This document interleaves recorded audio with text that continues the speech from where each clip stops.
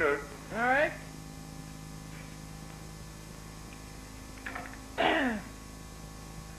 So because it's not bad. It's kind of good. All Yeah, right? I think I saw it. You saw it? Yeah. But there is some people who haven't seen it, so I want to put it on. Okay.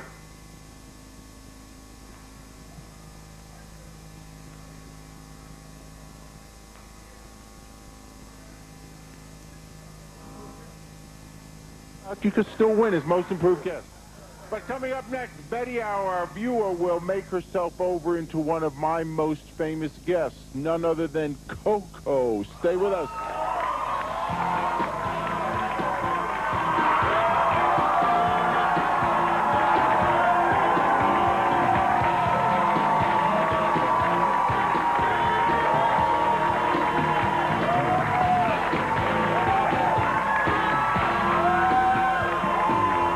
Coco. One more, you go to your room. With you, I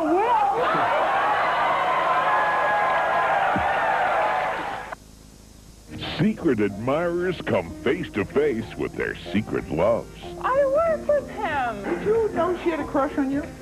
She hates me. Next, Sally. Today at 3, only on WNBC for New York. Today on News for New York, live at 5. When traditional medicine fails some breast cancer patients, is holistic treatment the answer? Can patients really heal?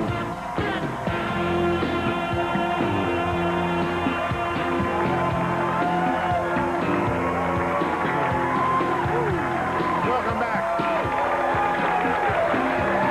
Oh, thanks. Oh, you stayed around. Thanks a lot. Today's show, we are making over some of my most outrageous guests. Well, the truth is, there's been no guest more outrageous than this woman we know as Coco. Now, here are some clips from Coco's many appearances on our show. Watch this. Coco! One more, you go to your room. With you, I will. Come on, you're not going to step out. I want you right there with me.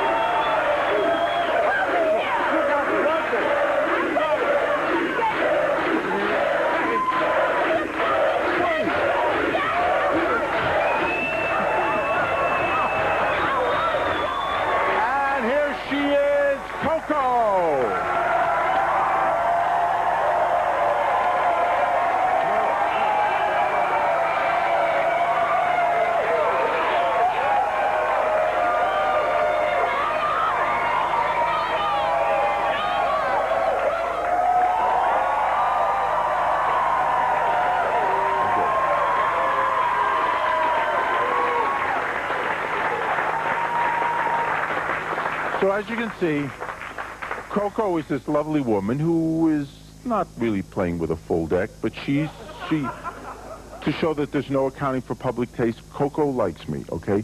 So we now have, let's bring back Betty Rambo, because Betty Rambo is backstage ready to come out and give us her best female impersonation of this woman who says she is obsessed with me, Coco. Here is Betty. Come on out.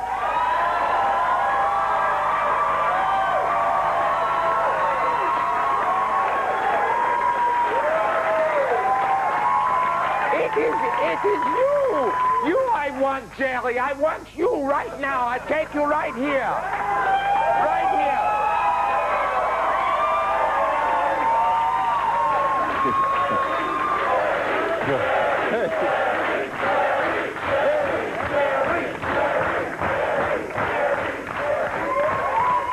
Okay.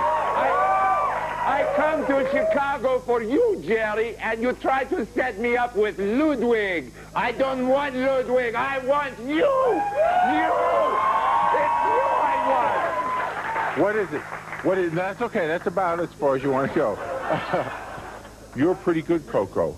There's one person who's a little bit better than you is Coco. Here she is, Coco!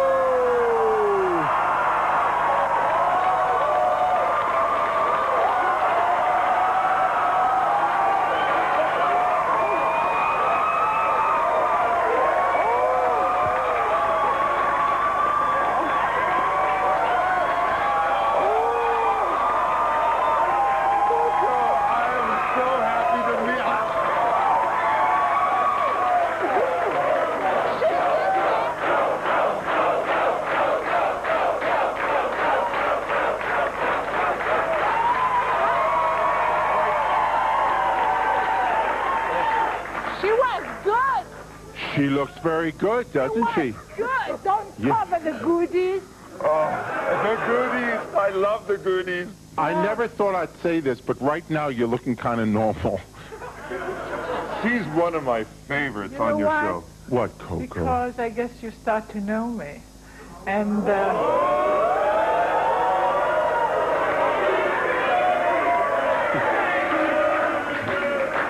Coco. and also because maybe you start being abnormal too. So you're coming my way too. I'm coming your way. Yeah. Yes. Coco, how long? No, that's okay. You go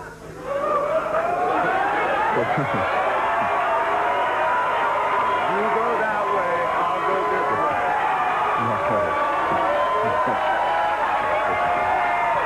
Coco, it's nice to have you here. It's nice to have you here. We could have got him if we wanted. Coco, what? Why you People want to know who you. tonight? What do you do for a living? How do you? What do you do? Come tonight to my hotel room. I'll tell you. Later on, we're going to bring out our audience volunteers and take a look at them as women. But coming up next, we're going to bring back all the outrageous guests and see them as they appear made over in their evening gowns. Don't go away. Thank you very much.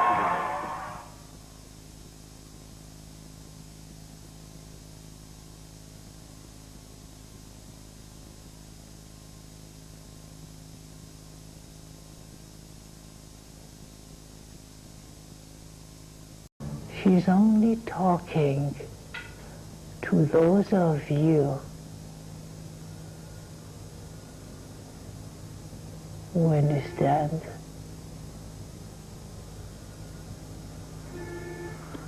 Language. What's language? What's the reason of the language?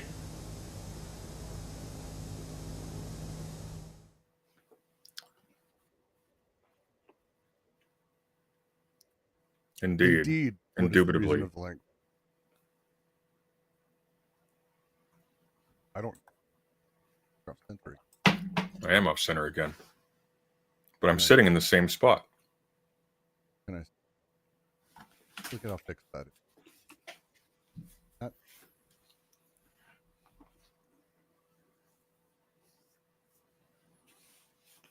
Technically, we weren't airing Jerry Springer. We were airing Coco. Coco's Colos, New York Public Access. Wonderful show. If you haven't had a chance to watch it, you give it a shot. I'm a big fan. I'm a big fan in general of everything. I was about to joke that I was born this century, but then I remembered I wasn't.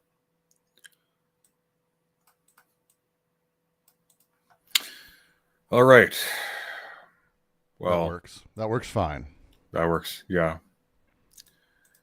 That's about the energy today. Okay. Well, I am. Brooks, what? Quiet again. God damn it. Are you quiet again? Yeah. Just hold on. You talk. You do your thing. You told me to talk. Now I can't talk. You can't talk if you just tell someone to talk. You there. Converse. Doesn't work. It doesn't work. You there. Converse with the wall. All right. There we go. I think I got a little bit more room now. I hope I'm not coming through terribly. No, most importantly, I'm bigger than you on the screen at the moment. So yeah, it seems to be the fucking case. What can I say? I'm fine. I'm okay with this. You can just leave it. It's okay. It's all good. Good to hear. Good to hear. Good to hear. Good to hear.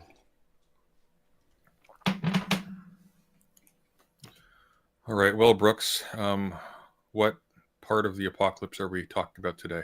Well, I thought we'd start in a relatively expected thing, I would say. Brainworms. Back to the signal chat brainworms, specifically. Oh, okay.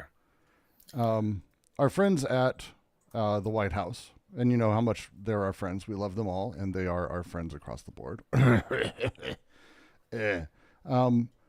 As more and more has happened around the signal chat, and there is a lot that's been happening there. There's a lot.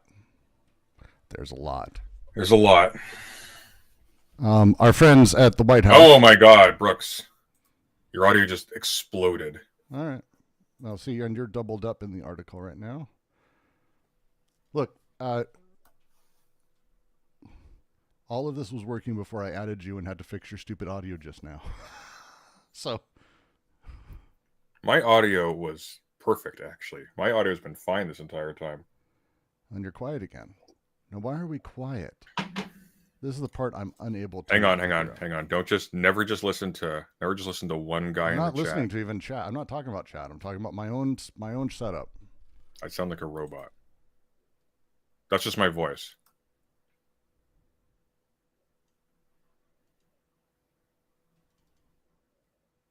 Okay, I'm fixed apparently. That's great. Great.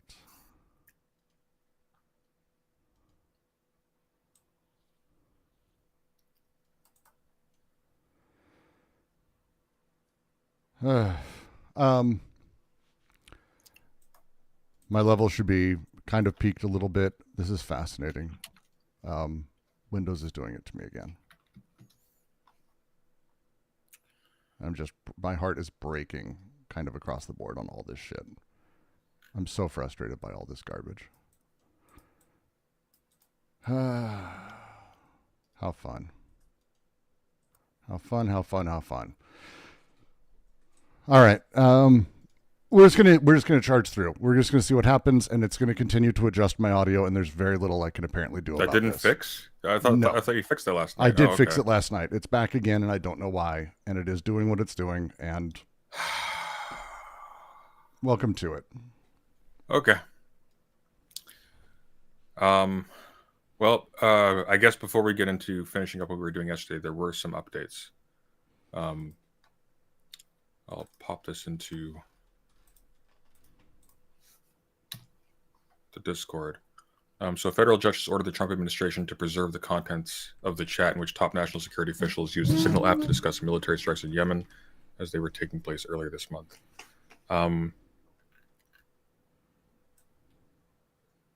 That's interesting because there's literally no way to preserve it beyond what the journalist has already done. Well, are you able to see the screen? Because okay. Yes. By the way, I've still got a menu over my face. Okay, there we go. Yeah, I let's pull back. What's the story you want to actually cover? Because that's not the story I have up. What? Hang on. What story do you have up? The private contact information from everyone involved having leaked. Yeah, that's what we were talking about last night. Yes, it was. That's where we kind of left off. So you recall when I began my sentence, I said, hey, before we jump into the thing where we left off last night, there was a brief little update today in which the federal judge ordered the Trump administration to preserve the contents of that chat. And now having talked about that, we can go back to talking about the thing we were talking about yesterday. How are you doing, Sunday? I'm here. How are you? I'm doing okay. I'm frustrated with Windows, but what can I say? You know, it's the way it works, it seems, at this point. All right. Trump officials, private contact information was found online, reports.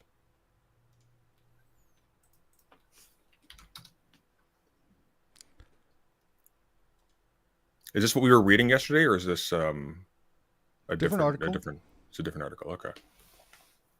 Right, so we were going through the leaks on Imgur.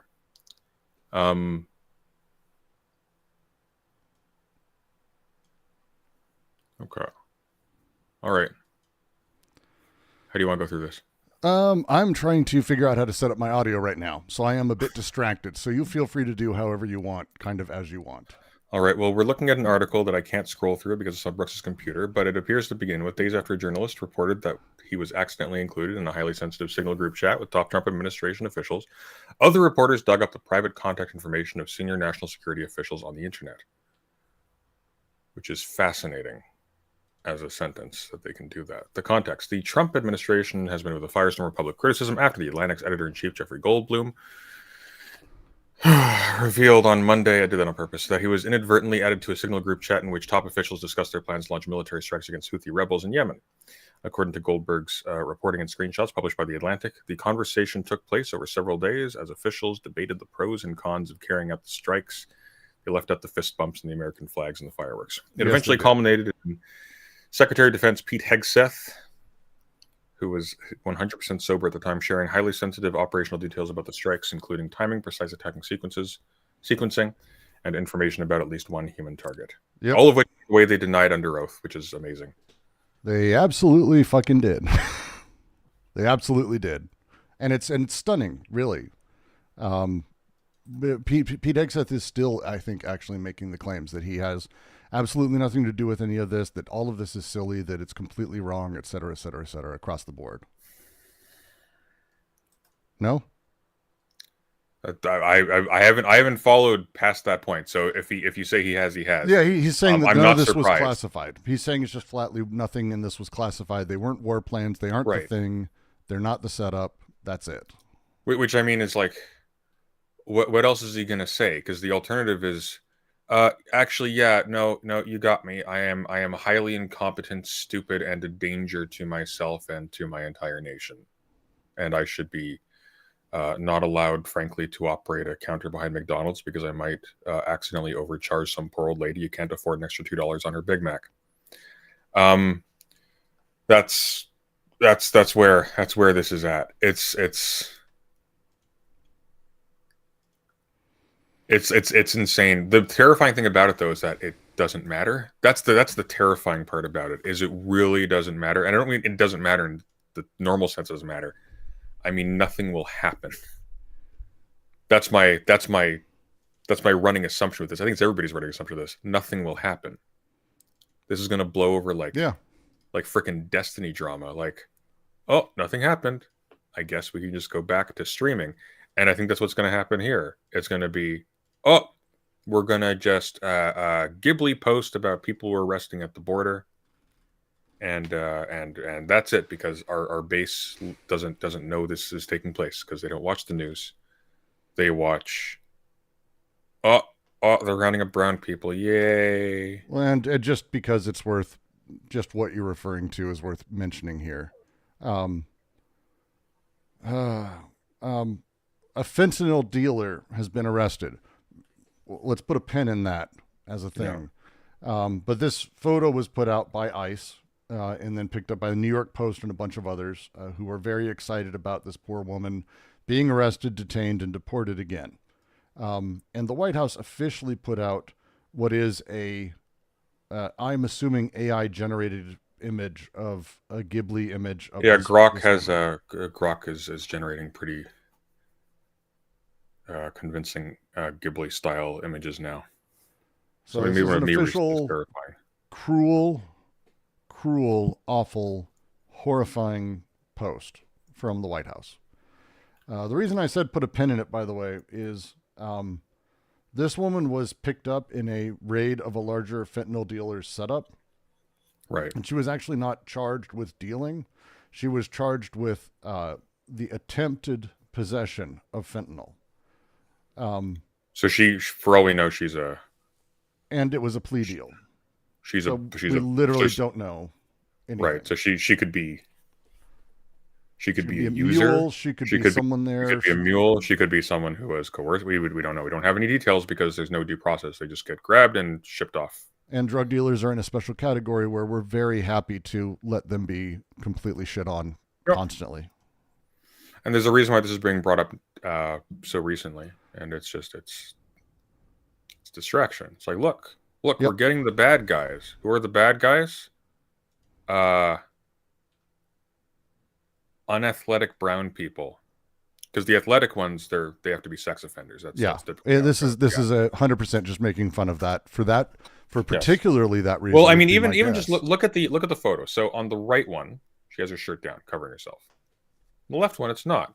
Probably, if I had to guess, because that's when she was immediately arrested, and she's stressed out and so on and so forth, and nobody's like tucked anything in. And if you look up at the top, they use that one specifically to expose her belly, so it goes fat woman showing her belly. They gross. Just like her That's crying. What it is. They just like her crying. They just like women crying, brown women especially. No question of like, hey, so you just picked this person. You just picked this person up. You have a photo of them on the street. Okay, did you confirm any of this? Was she charged with anything? Did you confirm? No, you just like okay, and that's it.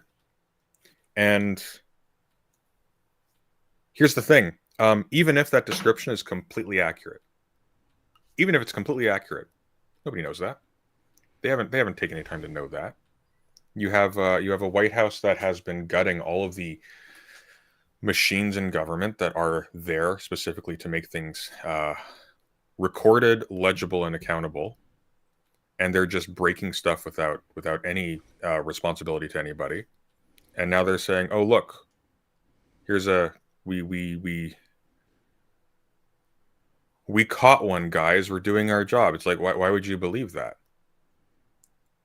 Every single one of these people has been caught in lie after lie after lie, and not even like political lies in the sense of like, this is what we're actually going to do, this is what we're doing, this is what we're actually, but just in the sense of like, just recently, hey, were you talking about such and such in the Signal group chat? No. Oh, look, here's the record of you talking about such and such in the Signal group chat. Like naked stuff. Like there's no ambiguity about it being a lie. It's not like, well, did Trump actually mean this? Was he a little confused? Is he just being kind of like the dumb nationalist uncle at the table? He's a little sloppy, but his heart's in the right place, which is generally, I think, what allows him to get away with so much with a lot of those people who would otherwise be laughing at him for his incompetence. Because somebody without his cadence and without his like presentation and general like just a general aura, because he is very charismatic in that way, would not be able to get away with just at all. I don't think a Romney, for example, would be able to get away with that. I think he would be eaten alive because that's not his presentation. His presentation is lawyer. His presentation is businessman. He looks like guy who has some level of self-possession. Trump's charm is that he has no self-possession because he's a quote-unquote everyman who also happens to be a billionaire in cahoots with other billionaires, who's a massive liar and a rapist. But, yeah. Yep. I don't have another thing for that. It's just like it's just completely broken. Yep. But it's okay. Ice never lies. Okay, ever. No, it's full of only the best and brightest. You know how everyone's confused because they watch like CSI Miami, and they've got these like these nightly super intelligent philosopher warriors manning the police departments. And like, why aren't cops actually like that? They are like that, but they all work for ICE. Okay, so it's okay. Relax.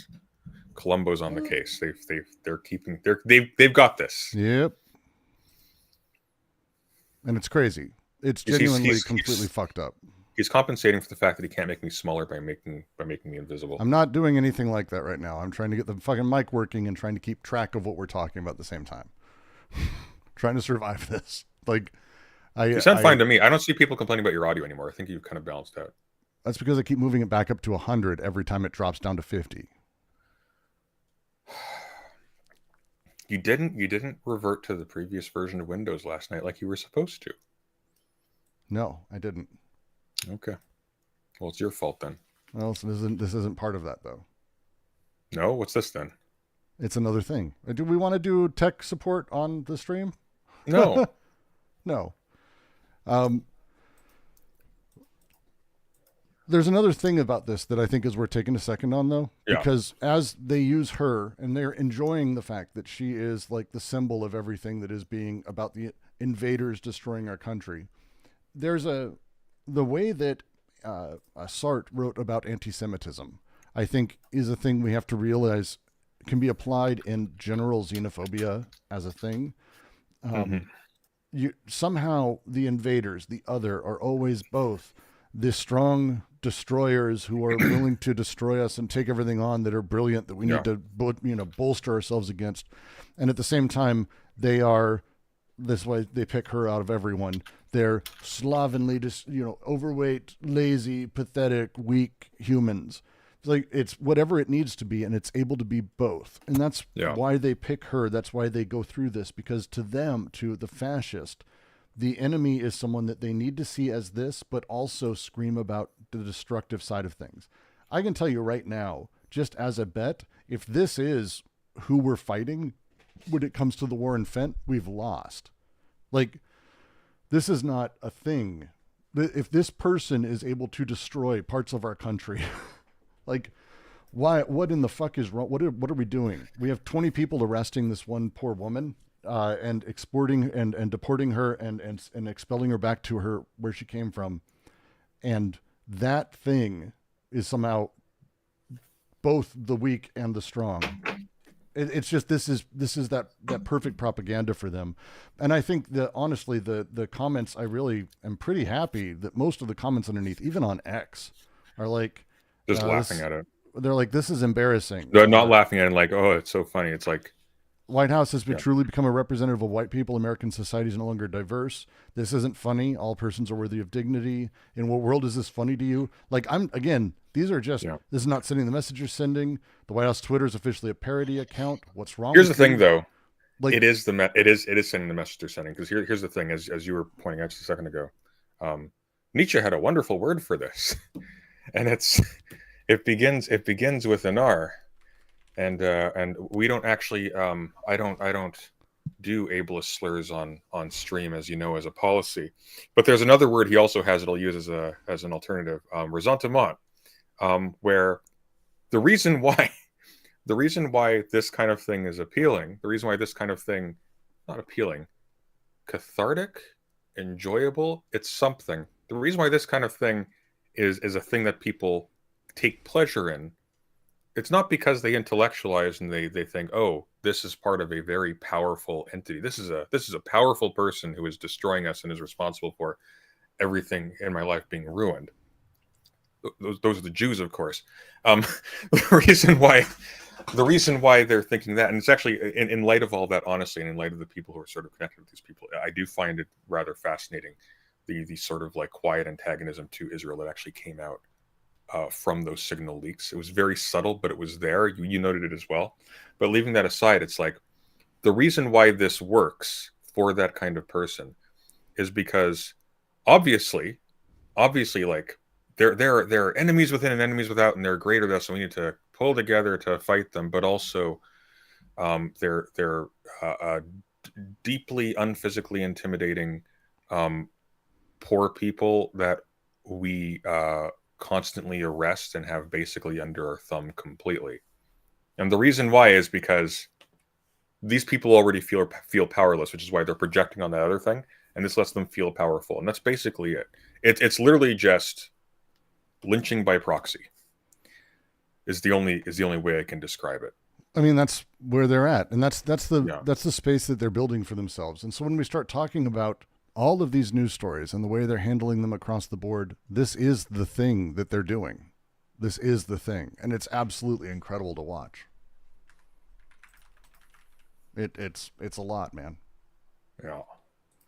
Do we want to go back to the article? I'm really curious about this. Yeah. So the Der Spiegel did a big report Wednesday. They were basically able to go through everything that was happening with our friends in this chat. And they went, hey guys, let's take a second.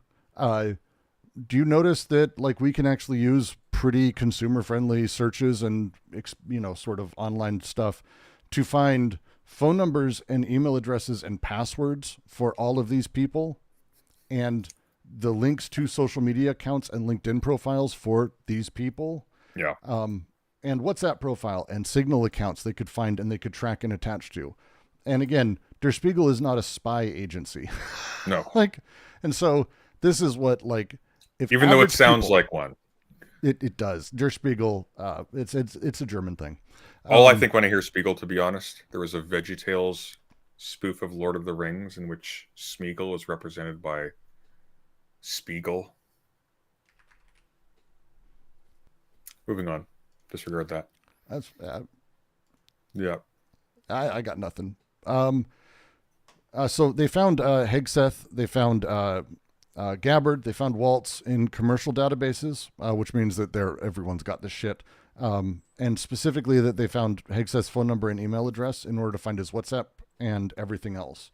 And the thing that's tough here when you start doing this is all of this is information that, again, when we talk about classification, we talk about caring about these things, this is very normal that this stuff exists. But to tie it back to the specific Signal accounts and sort of find a way to reverse engineer it is problematic. And it's not just problematic to us because, again, as Trump and all these people are making their excuses, and they'll probably get away with saying it doesn't matter. I do love this though. Go back down to where you were a second ago. Sure. I actually just want to please just zip right to that. What people are saying: Hegseth has denied any classified information was shared in the group chat, writing on X, formerly Twitter. So let's me get this straight. I'm guessing this is in translation from to English again, unless that's how he actually it is retranslated back to English. Okay, so let me get this straight. The Atlantic released the so-called war plans, and those plans, quote unquote, include no names, no targets, no locations, no units, no routes, no sources, no methods, and no classified information. What's really funny though is we actually went through them, and they contained all of 100%. Things. They absolutely did. Those are some really shitty war plans. This is a true statement, to be fair. Give the devil his due. This only proves one thing. Jeff Goldberg has never seen a war plan or an attack plan, as he calls it, not even close. That's because the previous administration wasn't run by incompetence. So he wouldn't have seen them. He's not supposed to. That's not the case anymore. Now he has a point of reference for future. Well done. Well done, Pete.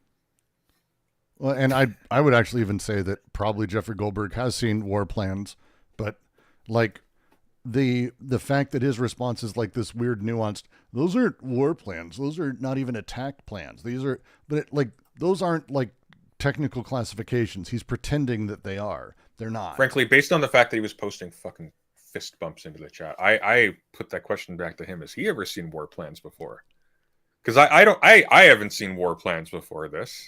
Well, but I gotta say, that's not what I expected to see. How irrelevant is it that whatever we call these things, that's the reality. Like, it doesn't matter what we call them. We saw what they are. They are, hey, in 3.5 hours, a terrorist leader is going to be at his girlfriend's house and die. And we're going to do it with fucking F-16s or F-18s. It's like, yeah, if you know F-18s are inbound to Yemen and you have anti-F-18 air, ground to air missiles. Yes. Like, yeah, that would be bad.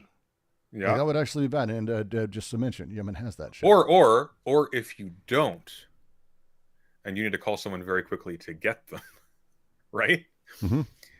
So it's like, ugh. It's just freaking insane. And it's like the issue here again has nothing to do with like, okay, were these quote unquote war plans? Is there a separate document? Whatever.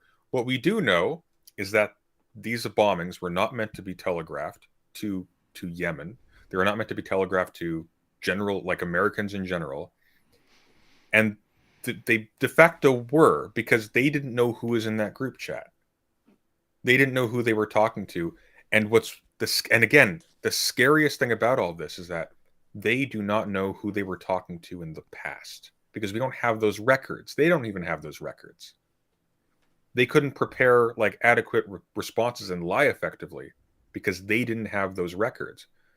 I'm actually dubious as to whether or not they even had the recent conversations in the Signal chat that Jeff Goldberg published, because they didn't act as though they had them. They didn't dance around them. They weren't careful. They said stupid things that directly contradicted the facts, which were on record. No, they probably left the group chat en masse, and you can't rejoin it. And that's done. Yeah. Once a group chat is gone, it's gone. Yeah. So I'm actually kind of curious what the... okay, so hang on. Wait. That'll be interesting then, because if a judge demanded that they record it and they can't, that'll be interesting. That'll be interesting. It'll be fascinating.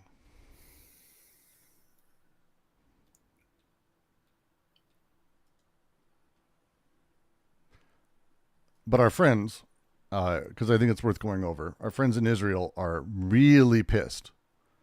They're really pissed over the thing. Now, again, they're upset for a lot of the reasons I think a lot of people are, which is that there's this thing that has happened means that they don't have the ability to trust us with information. Well, I mean, just to read it, Wall Street Journal has reported that Israel is furious and frustrated over the leak because Israeli officials supplied sensitive intelligence about a Houthi target who was discussed in the Sego conversation. The intelligence came from a source in Yemen where the strikes were carried out. Hughes, a spokesman for the National Security Council, confirmed the messages Goldberg reported appear to be authentic. Blah, blah, blah, blah, blah, blah, just to get down to the new stuff. According to screenshots of the thread, we saw that.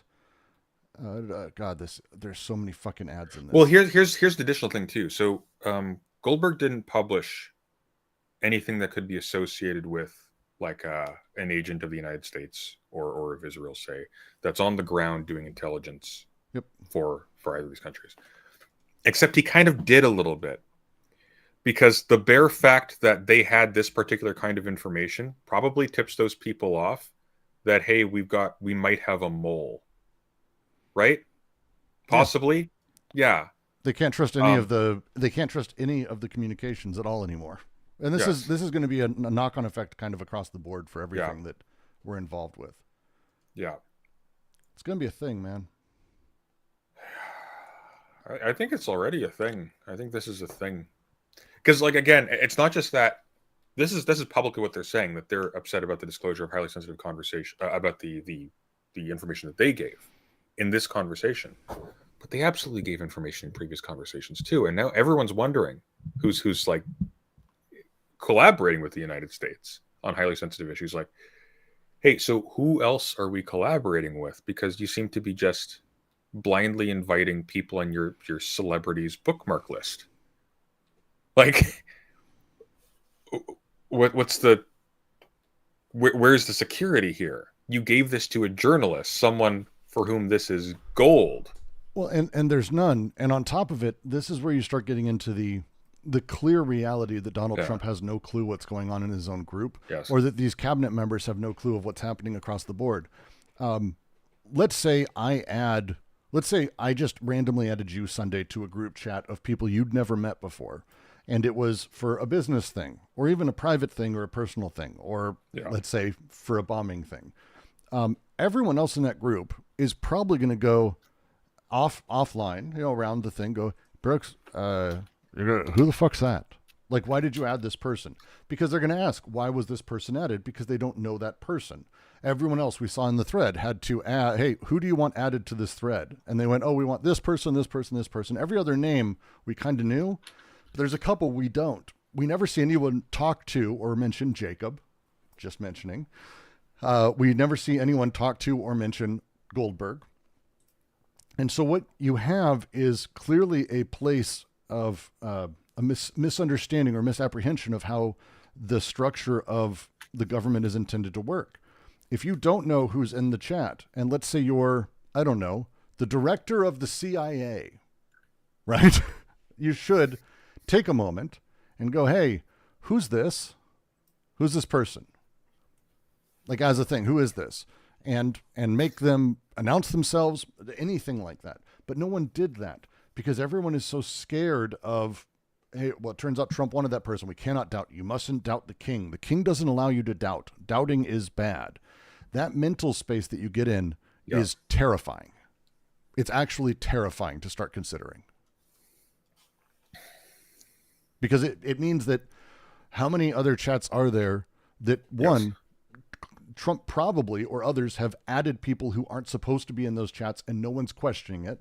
Like, if you don't think Musk is doing this in mass, of course Musk is doing this in mass. This is his jam, is adding these fucking weirdo Doge freaks to random conversations, to random email threads, to random meetings. He inserts himself. Trump inserts people.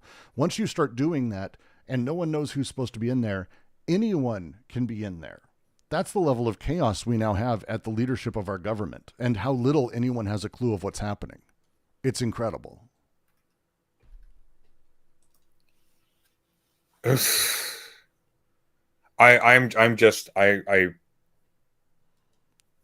mean, look,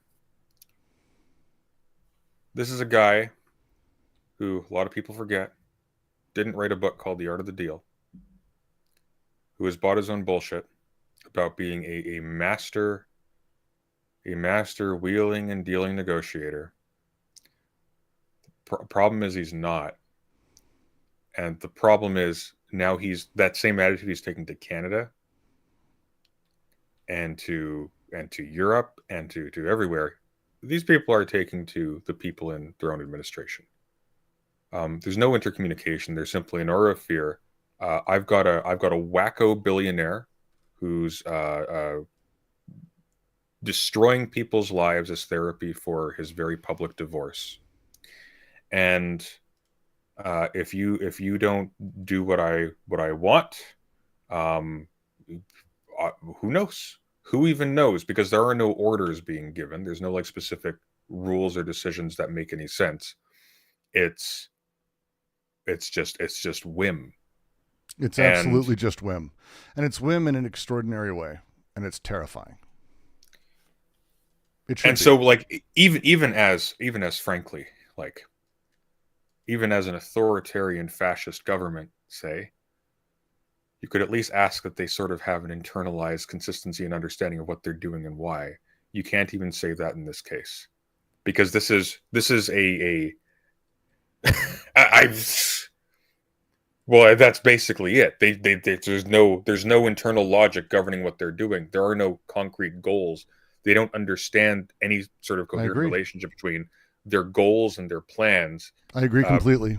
People talk about the distinction between the strategic level of engagement and the tactical level of engagement, and how these have been lost as policy decisions like a war on terror, say, or policy proclamations rather, have sort of taken over the space traditionally occupied by like actual like strategic goals.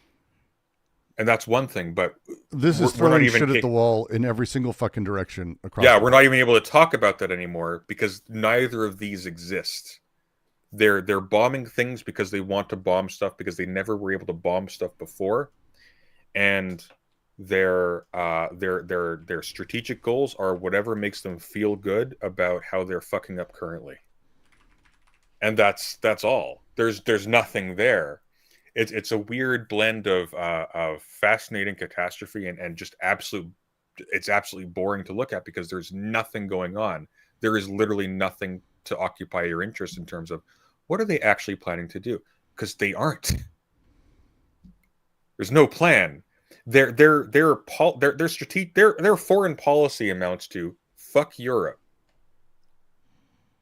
For what purpose? I don't know. They're freeloaders, apparently, somehow. It's like they don't understand what their tools are. They don't understand, like, they understand less about security than any schlub running a Discord server. And their understanding of global economy is their line go up. Bastards, we make line go down. We win. It's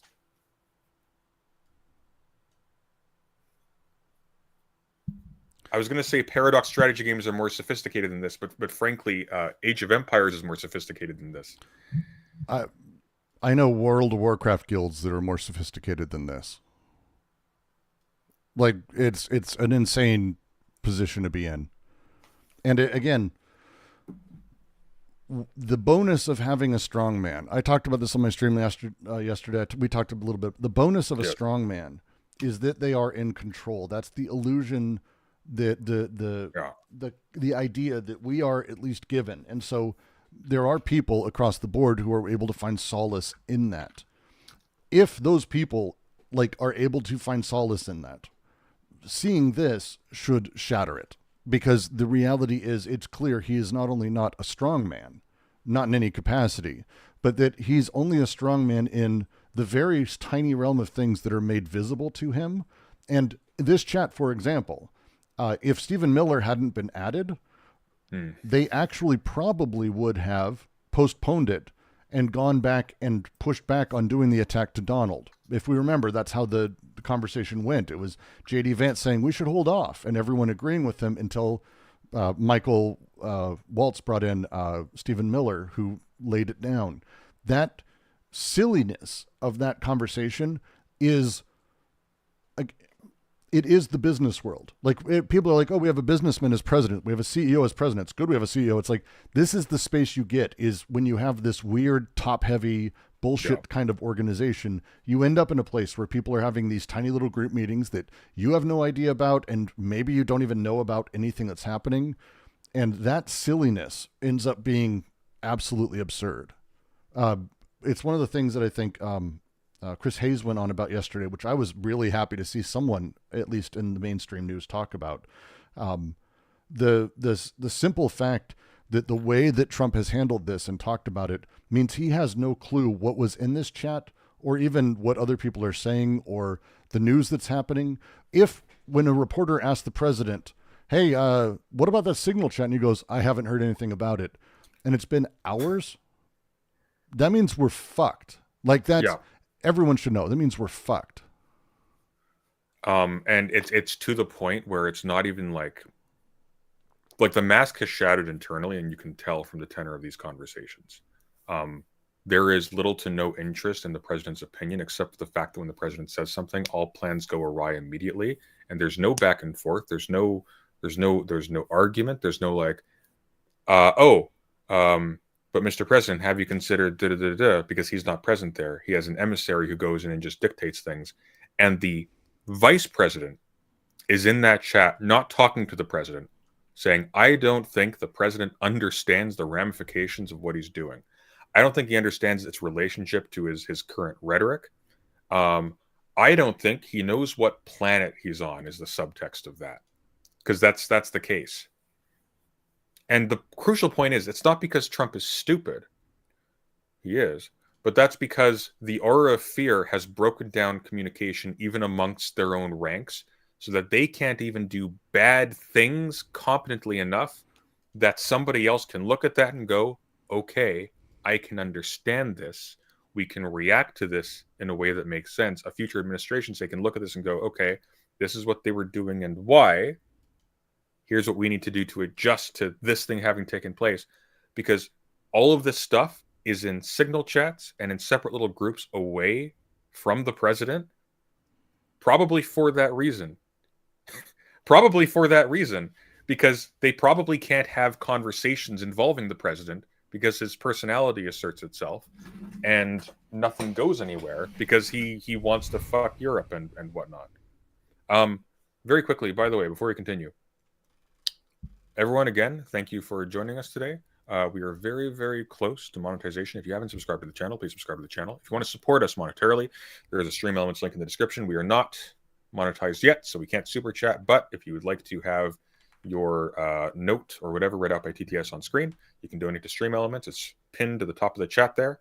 And remember to like and share the stream. Sorry, please.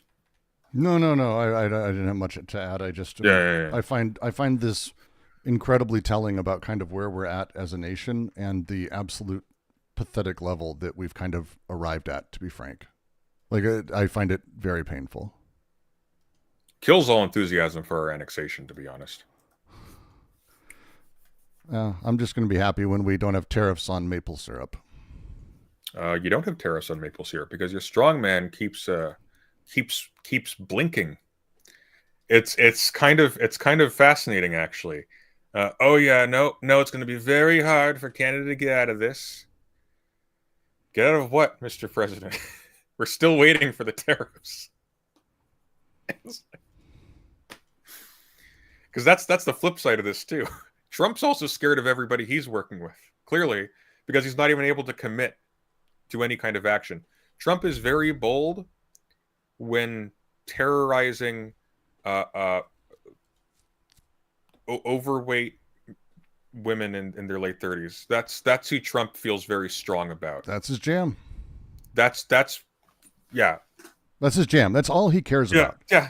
And again, terrorizing is even not something I think he does personally or is aware of. That's not his thing. I think much more what he's interested in is the exertion of power and people saying how powerful is Trump that he can do this. Yeah. Because again, and I am as anti-Oedipus as they come, quite in a lot of ways. But he is the epitome of that sort of hyper repression of the father. Like he is that thing, and the way that it suffers. It's amazing. Yeah, well, I mean, the point of anti-Oedipus is not that your fathers can't fuck you up. The point of anti-Oedipus is that you shouldn't be telling your I mean, one of the points of anti-Oedipus is that you shouldn't be going, oh, tell me about your father, and constructing a story that overrides all the little actual things that constitute you in the now. But it's he's a whole thing. He's a whole thing. I fixed my audio, by the way. I wrote a little script that keeps the Windows volume at 100 for all my sound devices, and it's running. So you did that. You did that while we were streaming. Correct. Wow, he's like Mr. Robot. Hey, what can I say? I didn't know that sound in the Windows uses basically the classic format. So it's volume 65.5, whatever it is. It's actually, I didn't know that. I assumed that it was a scale of like 1 to 100. Not. Hey, before we talk about bird flu, you want to do something like a palate cleanser? Bird flu is my palate cleanser. That's how depressing all of this shit is. You want to get a palate cleanser before the bird flu? Sure. What do we got? What do you got? There is a critique of the new translation of Capital that I think would be kind of interesting. Okay. Why not? Why not? Let's give that a try. Let me find it quickly.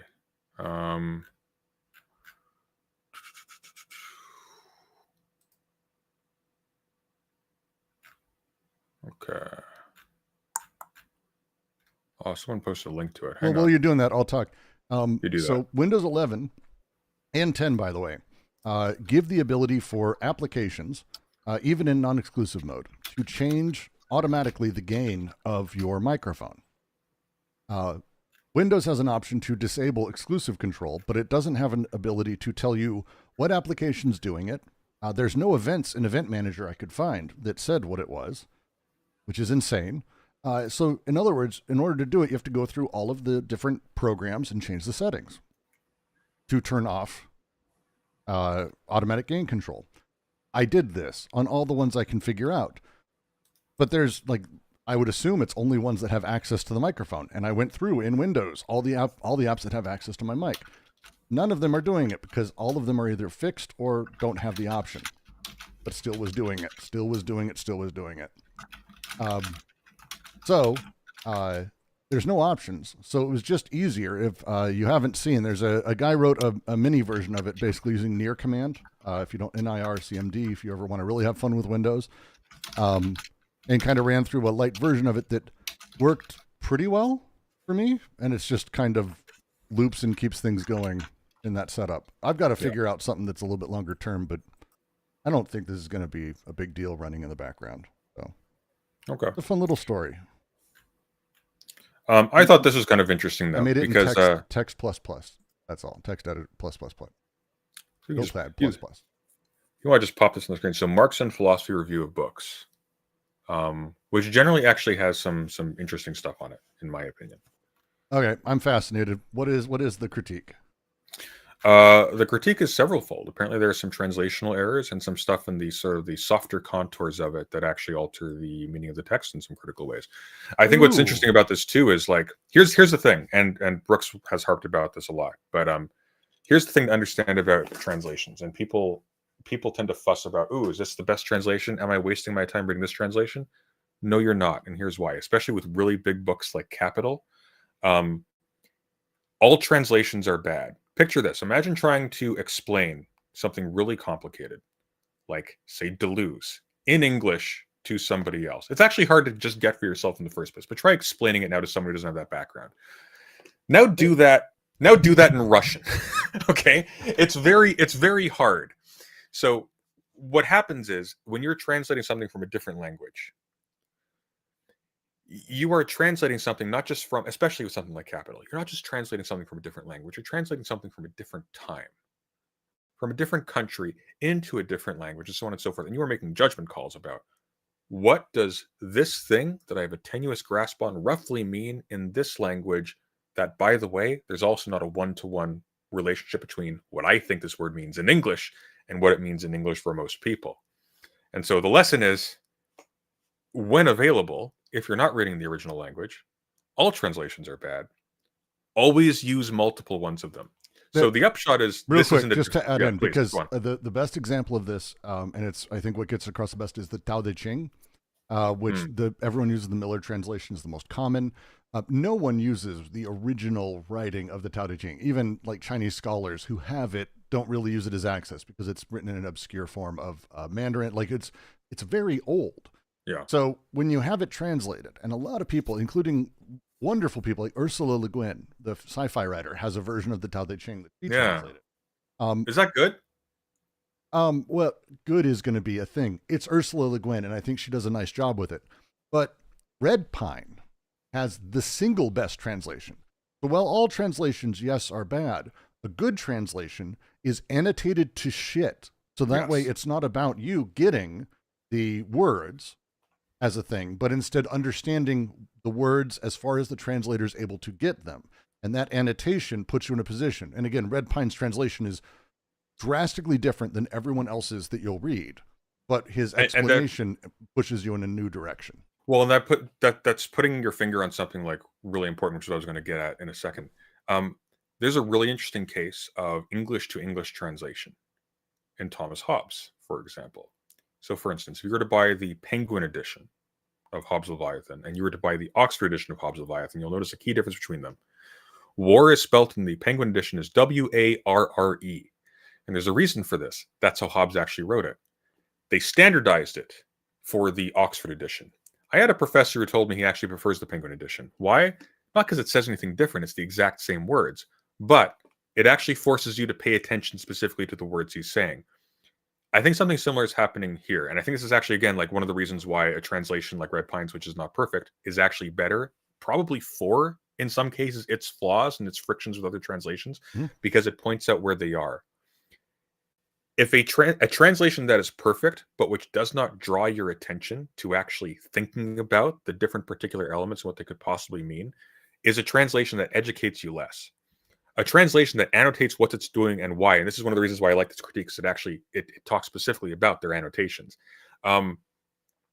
You can find out where specific errors are and actually get more out of it by supplementing it with other translations. What I also like about this review is that it also it brings up the merits of the Penguin one as well, because that one isn't just to be discarded at this point. This is a new translation of a very big book. People are going to be finding flaws in it for a long time. So, like, just to begin with it here, for example, so he commends the translation for a number of reasons, stuff we've already seen before. Here's where it gets kind of interesting. However, these positive features are outweighed by many deficiencies. Are you going to pop that on the screen, or is it not up? I put it in submissions. I thought I had it up a second ago. I thought you did. Second. Oh, I hope you enjoyed those audio problems. I don't know. Now we've got video problems. No. It was there for most of what you were saying. That was weird. It popped up. There we go. Please. However, these positive features are outweighed by many deficiencies. The most problematic feature is the mangling of specific terms. An especially striking example is the handling of the German word personen. As we all know, having read Hegel's philosophy of right. 1 second. Where in the text are you? Scroll down to a small sentence that says however. However, there it is. Thank you. Okay. You're going to want to scroll down a bit more. Good God. There you go. A lot of text. It is a lot of text. The most problematic feature is the mangling of specific terms. An especially striking example is the handling of the German word personen. As we all know, having read Hegel's philosophy of right, which has to be the most obnoxious sentence in a book review ever, the term person I actually hate that. That's so, as we all know, having read it, the one Hegel book that's not the one they start with. Also, just FYI, I have read Hegel's philosophy of right, and this was not immediately apparent to me. So it's really, And for all of you who have studied Hegel's philosophy of right in excess of a year, would probably be what he's talking about. The term person is a very particular meaning of an individual with property rights who relates to others by means of the things each of them own. It is not equivalent to human being, as contemporary usage, especially in North America, might suggest, but the New Translation regularly uses person for mention and people for personen, as well as person, quote unquote. This occurs most disastrously in the very opening paragraph of chapter 2, where Marx introduces the concept of the person. Here we find both mistranslations. So we read, commodities are things and thus defenseless against people, mention. If they are unwilling to belong to someone, that person can use force. In other words, simply take them, unquote. The first sentence correctly uses people for mention, but in the second sentence, the translator supposes that Marx's use of the pronoun can be rendered as that person. But the whole point is that behaving in this way is not what persons do, because persons relate to each other as rightful owners of property. Here's the crucial point, though. In Hegel. This is what Marx goes on to say in the next sentence. Commodity owners can put things into a relation as commodities only when they treat one another as people, personen, whose wills reside in those things, and an owner doesn't acquire another's commodity unless both parties are willing, unquote. But again, the translation is wrong. It should be persons here, not people. And this flip-flopping of people and persons for both personen and mention continues throughout. The most egregious example comes in chapter 3, section 2, where Marx writes that the contradictory character of the commodity is manifested in the Personifizierung der Sache und Versetzlichung der Personen. Folks gives this as the conversion of things into persons and the conversion of persons into things, providing the German in a footnote. The New Translation has the personification of things and the thingification of people. This is terrible. Why wreck Marx's chiasmus, one of his favorite rhetorical devices? I suspect the translator editors think that this thingification is meant to be pernicious to us as people, as human beings, amounting to reification. But Marx's underlying point is that to be a person is already to be thingified, to be represented in and through property. The term does not refer to some condition or status that is negated by commodification. It should be added that folks is, by contrast, entirely reliable when it comes to rendering persona. Just as an example, I've like this reviewer is incredibly pretentious and obnoxious, but like it's good that like because of the fact that these are so well annotated, you can actually like track specifically the decisions that they make and why. Like here, for example, there was one in here that I liked.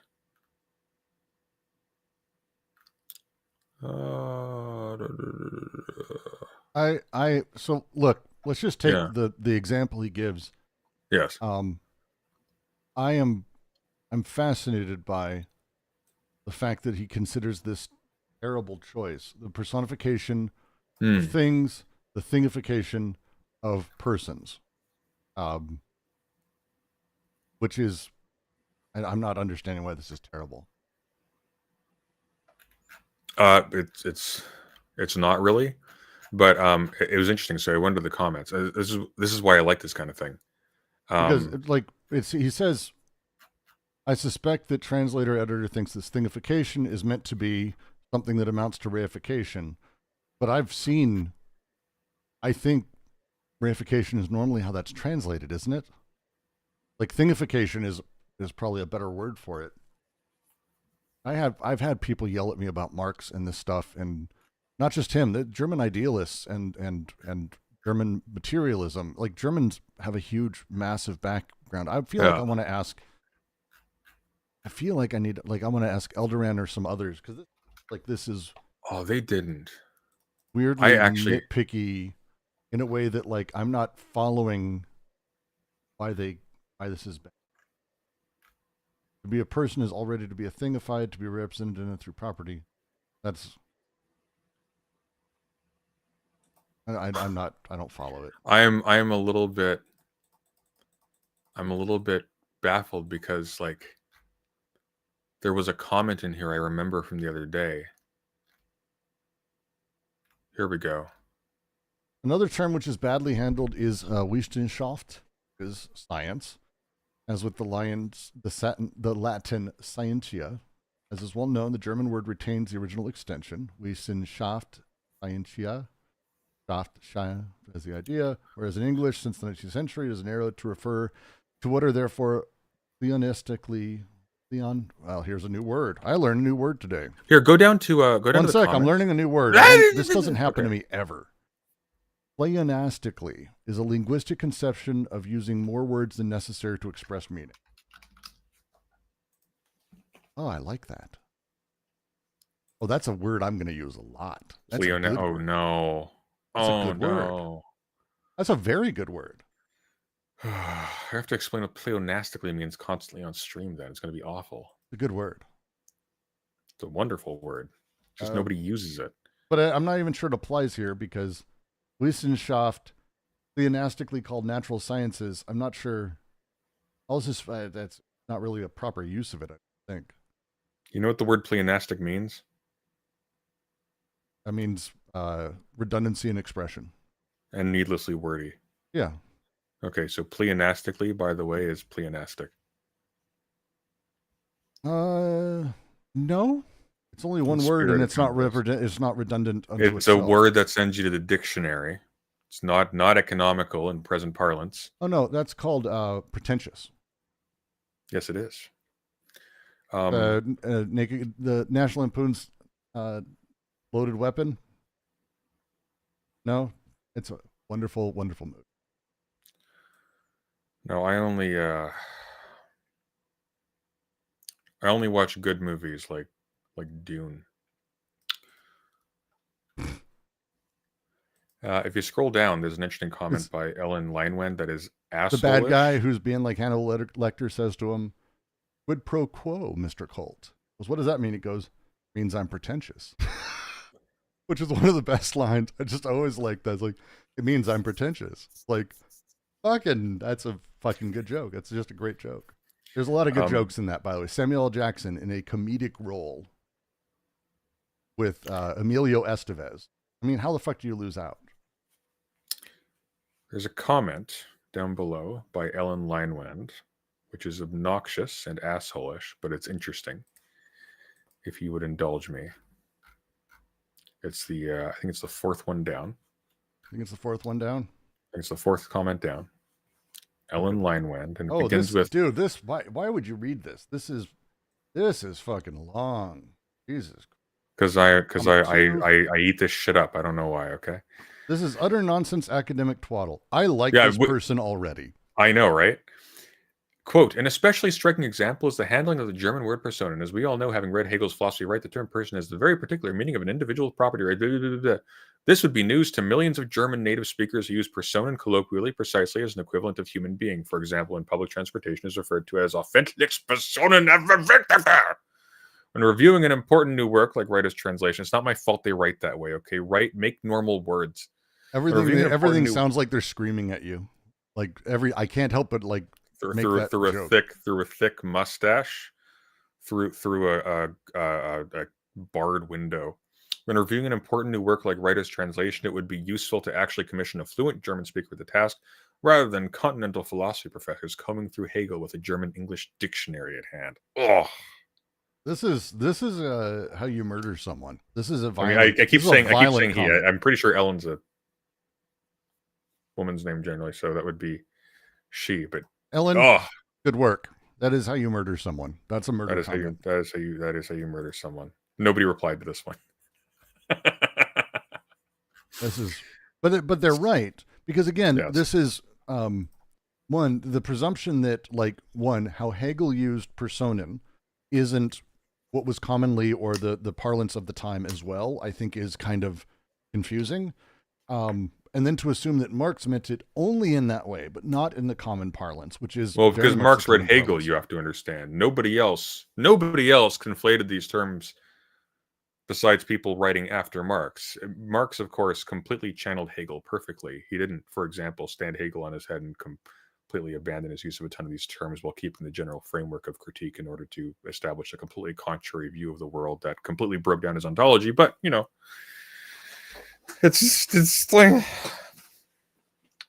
it's frustrating because it's like it's referring to these as a butchery when actually what it should be doing, which it does to an extent. So I appreciate it for that reason, because I like that it raises these issues. I have to mention another comment, not to interrupt, but there's another comment I think that says a lot, because this is writer who I'm not pronouncing his name possibly right, but writer and North are Germanists and literary scholars, not members of the gnomic Marxist subculture, which is such a fucking great way to put it. Their intention was to produce a fresh translation that brings out the literary qualities of Marx's work. They don't need a justification beyond that, but it helps that they consulted serious Marx scholars like Heinrich and Roberts, who aren't pseuds who posture about the secret esoteric meaning of German words. I love that. I adore that a lot. That's it. Like, here's the thing, and I don't want to be this person. I do this when I'm doing the Deleuze stuff, and I talk about, Yes, you do. And I get on about flux, or I get on about the flow and the way that these things sort of come about and how they're sort of played into these spaces. I don't want to be these people, like this guy, because this is awful. Like, what a pain in the ass human being you'd have to be like, one, shitting on the entire thing in order to bring it back around to the way you understood it, presuming that it's right, but you're not backing it up with anything. You're backing it up with, as everyone who read Hegel's, I've never read that. Like, most people don't start there. Like, that's not the Hegel people start with. It's just an insane thing. I'm going to disagree with that a little bit. I think a lot of people start with Hegel's Phenomenology of Spirit because that's the famous book that everybody knows if they bother to know about Hegel, which is very few people. Yeah. But Hegel's, I generally recommend Philosophy of Right as just the best general introduction. It's his last book, and it does actually like mature a lot of stuff. Plus, the Cambridge edition is just really well annotated. And his writing's clearer in that one. Like, half-hour Hegel is Phenomenology of Spirit. Like, there's a reason that these things, it starts with that, and everyone starts with that. Like, to say that, like, as everyone has read, the less as everyone has read the fourth giant book, the 700 plus page book by Hegel. Like, I'm sorry. No. Of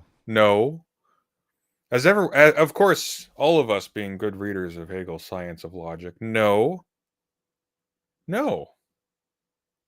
This is look at this fucking comment section is a fucking mire. Like, what a nightmare. I mean, it's Marx and Philosophy review of books. So God. Let's see what else they've reviewed lately. Oh, that's a good question, actually. Murray Bookchin. Todd McGowan. That's recent. Probably loved it.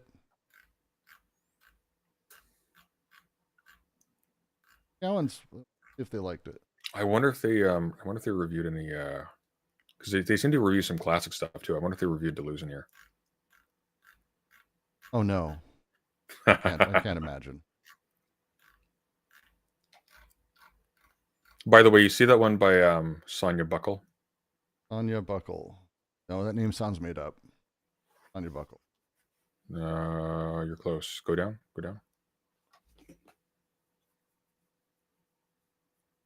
Matt McManus? Really? Oh yeah. Of course. Oh, he writes for. I didn't realize he wrote on here. You don't like Matt?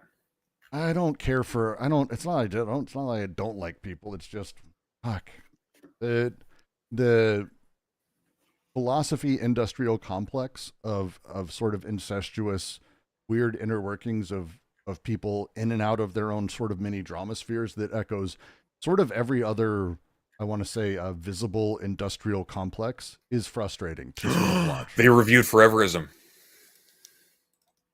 Really? Oh yeah, they did.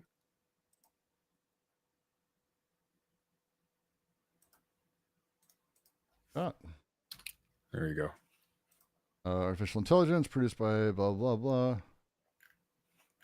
Most modern commentators in our current culture of nostalgia ignore the origins of the word, which is relative recent, blah blah. It's constant. Presence of the past is what Tanner calls foreverism, which describes a dominant course and a assert. That makes for successful. Just keep going. I just want to know what he thinks of it. It looks kind of boring, actually. Compelling, short enough to be read in one sitting, chock full of ideas to keep spinning legs.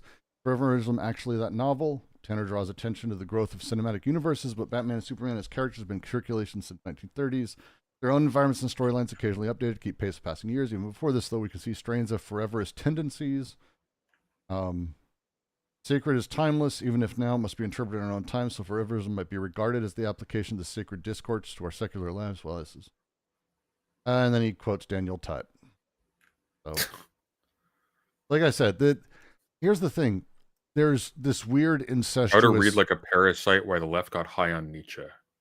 Jesus Christ. Oh, it's his book on Nietzsche is fucking hilarious. I mean, he sucks. Tut sucks. Like, but again, what you're talking about is sort of the insular, hey, we need to stay close to the people who have access to capital in our tiny little world. And so you find these little circulations of effectively how to write like a parasite that knows how to attach to certain ideas in order to be part of that larger thing. I need to reference this person. We do this with our channels often. We make sure that we think about, hey, I want to make sure I reference Sunday or push someone to him or give the right citations. You don't want to do it in the wrong group because then you don't want to upset potential like that soft power shit that happens in this weird space of pop philosophy is something I find just decidedly gross. And it's like just I'll agree with that.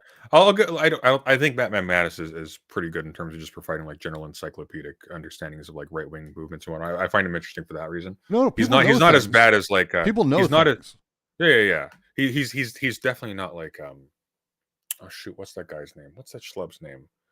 Give them an argument guy, Ben Burgess. He's not a Ben Burgess. Ben Burgess. Can't stand that guy. All right, now that we've satisfied our hunger for brainworms, let's talk about brainworms. Let's talk about brainworms. Yes, RFK does suck this bad. Okay.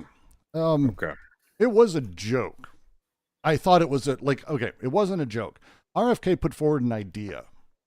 Here's the idea. We have bird flu spreading through the country. If you aren't aware of how bad it is, it's bad. Not kind of bad. It is wiping out entire industries bad. And it's happening across the world. And there are, by the way, now situations where we know that bird flu has jumped. How bird flu jumps. This is just as a thing. This isn't that a bird flies overhead and you get it. This is a bird shits in your mouth and you get it. Or you eat something that touched bird shit that has bird flu and you get it. Birds are dying everywhere. Generally what you do is you cull the flock. Kill all of them. You can't keep some of them. You've got to cull the flock. America doesn't do this. We didn't do this for mad cow, which, by the way, most of us are going to die from. Probably. We didn't do this for mad cow. We're not doing it for the avian flu. But what else can we do for bird flu? Well, RFK comes along, the pillar and paragon of scientific knowledge and understanding, and he says, why don't we just let all the birds catch it and die? And then we take the birds who are resistant and we mate them to create avian flu resistant birds. This is actually, he said this, and I'll tell you why he said this, because RFK Jr. has not been with us for some time. See, what is actually happening is a parasitic worm in his brain has convinced the United States population that it has been removed. And in fact, what he is actually doing is making sure that the life cycle chain of worms that gestate in the guts of birds are not themselves reduced, thus continuing the long campaign of the wormification of the United States. Well, possible. And actually, you know what? Fuck this guy. Also, fuck his stupid bitch wife. Hate her too, because she is part of this at this point. Like, these people are terrible. There are kids in my area who are dying from measles. Like, there's measles outbreaks happening again because of these anti-vax psychotics. It's incredible. There was a really good documentary about RFK Jr. recently. I don't know if you saw it. It was called Nosferatu. We should do at some point a review and discussion on Nosferatu, because I know we have very different opinions on it. It was a good movie. Not really. It was a good movie. No, it wasn't. RFK, his plan is so horrifying, but it comes from a very particular understanding of science. And it comes from his generation. My parents have this. This is why a lot of them are very susceptible to the idea of anti-vaxxing and the way it works. They think that your immune system is like muscles, that you work it out, that it has to be tried and tested and built. They think it's a thing that, yes, if you're healthy, you have a better immune system. Oh, I come from a conservative family, and I rub shoulders with a lot of conservative people with children. Yep. And it horrifies me because I will watch them, like, watch their children just eat food off the floor. And it's like, and they will actually say, like, oh no, it's okay. It helps their immune. It's like, it's helping build their not if immune they, system. not if they die. Like, not if it's something that humans, for example, are just not capable of developing an immunity to. Absolutely. Not if it's just a massive dose of whatever frickin' contaminant is on this thing. It's completely fucking nuts. Yes. It's completely nuts. But that misunderstanding where it's like a workout, for example, that idea that there is this like force within us that we just have to work on comes from, in my mind, the very Calvinist mental spiritual tradition of the sort of American conservative Christianity, that he has been subsumed. And again, maybe his brainworm is a Calvinist, which would fit. So when we talk about like kids surviving or not, or how, look, immunity is a big deal, but they can find a way to get that, or the weak need to be taken out of the herd to survive, eugenicist kind of mental spaces. It's a fundamental misunderstanding. Ask anyone who's an anti-vaxxer in general if they know what the complement system is. And when they say no, just inform them that they have never understood what the immunity system actually works as. Because if they don't know that, you don't know immunity. That's how that goes. And RFK is famously completely ignorant of all this stuff. But there's a lot of issues with his plan. And it's the kind where it's like, we're all going to die is kind of where this ends up if we actually do this. Here's why it's terrifying, because a few, like 3 or 4 days ago when he first said it, it was like, ha ha ha, because I think everyone forgot that he's in charge of that. Like that it's not just him saying a thing. Well, I think what people, I think this is just broadly the case. People think like Trump is a meme president, quote unquote, and they think his appointments like, oh, we're gonna put Dr. Oz in the government. We're gonna have Elon Musk start Elon Musk, who's famous for his effective and careful streamlining of large, complicated businesses, without any negative side effects, because he knows what he's doing. People think, oh, he's got all these celebrities. They're not going to do. They're just there. There's going to be specialists under them. They're just figureheads. And here's the thing: generally, that's true. Biden can be on death's door with 2 brain cells working, like he's in the final stages of dementia, being literally held up with twine on stream on a video that you can't really see when he's giving a public address. But there are people around him that know what the buttons do and when to push them. The problem is that because of the way... Why are all the surviving Kennedys so disproportionately worse than the ones that got Robloxed? Well, I got to say, because the ones that died were the ones that were weaker. Their immune systems were weaker to bullets. Exactly. And that's just the way it works. Look at Ted. Ted survived going over the edge and killing a woman. Like, that's a strong man. Ted Kennedy. Strong man. Another one couldn't even stand up to a tree. So, come on. But just, oh my gosh, just the fact, the way that the immune system can fight trees. You don't know this? They've been attacking the immune system of their government. So all these little people that would have been in these places to sort of restrain or to push back on the stupid public statements of these deeply, deeply damaged old men that are now in control of the nuclear buttons and the healthcare system and everything. Those people now have nothing but yes men surrounding them.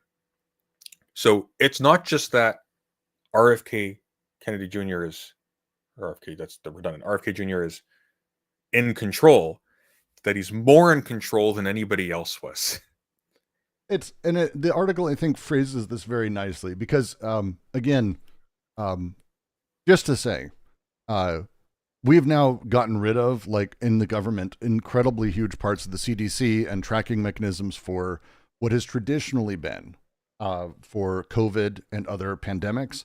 And so as this happens, we are in a disarray of chaos. There is I don't often mention subreddits as a thing, but there is an avian flu subreddit that is dedicated specifically to verifiable information, and the mods do the best they can to sort of keep up with it.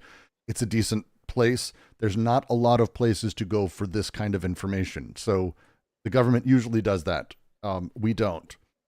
We've had bird flu spreading since 2023. This is not a new thing. This is a thing that people have been watching and people have been aware of. And it's been doing very well on its own, as this article says.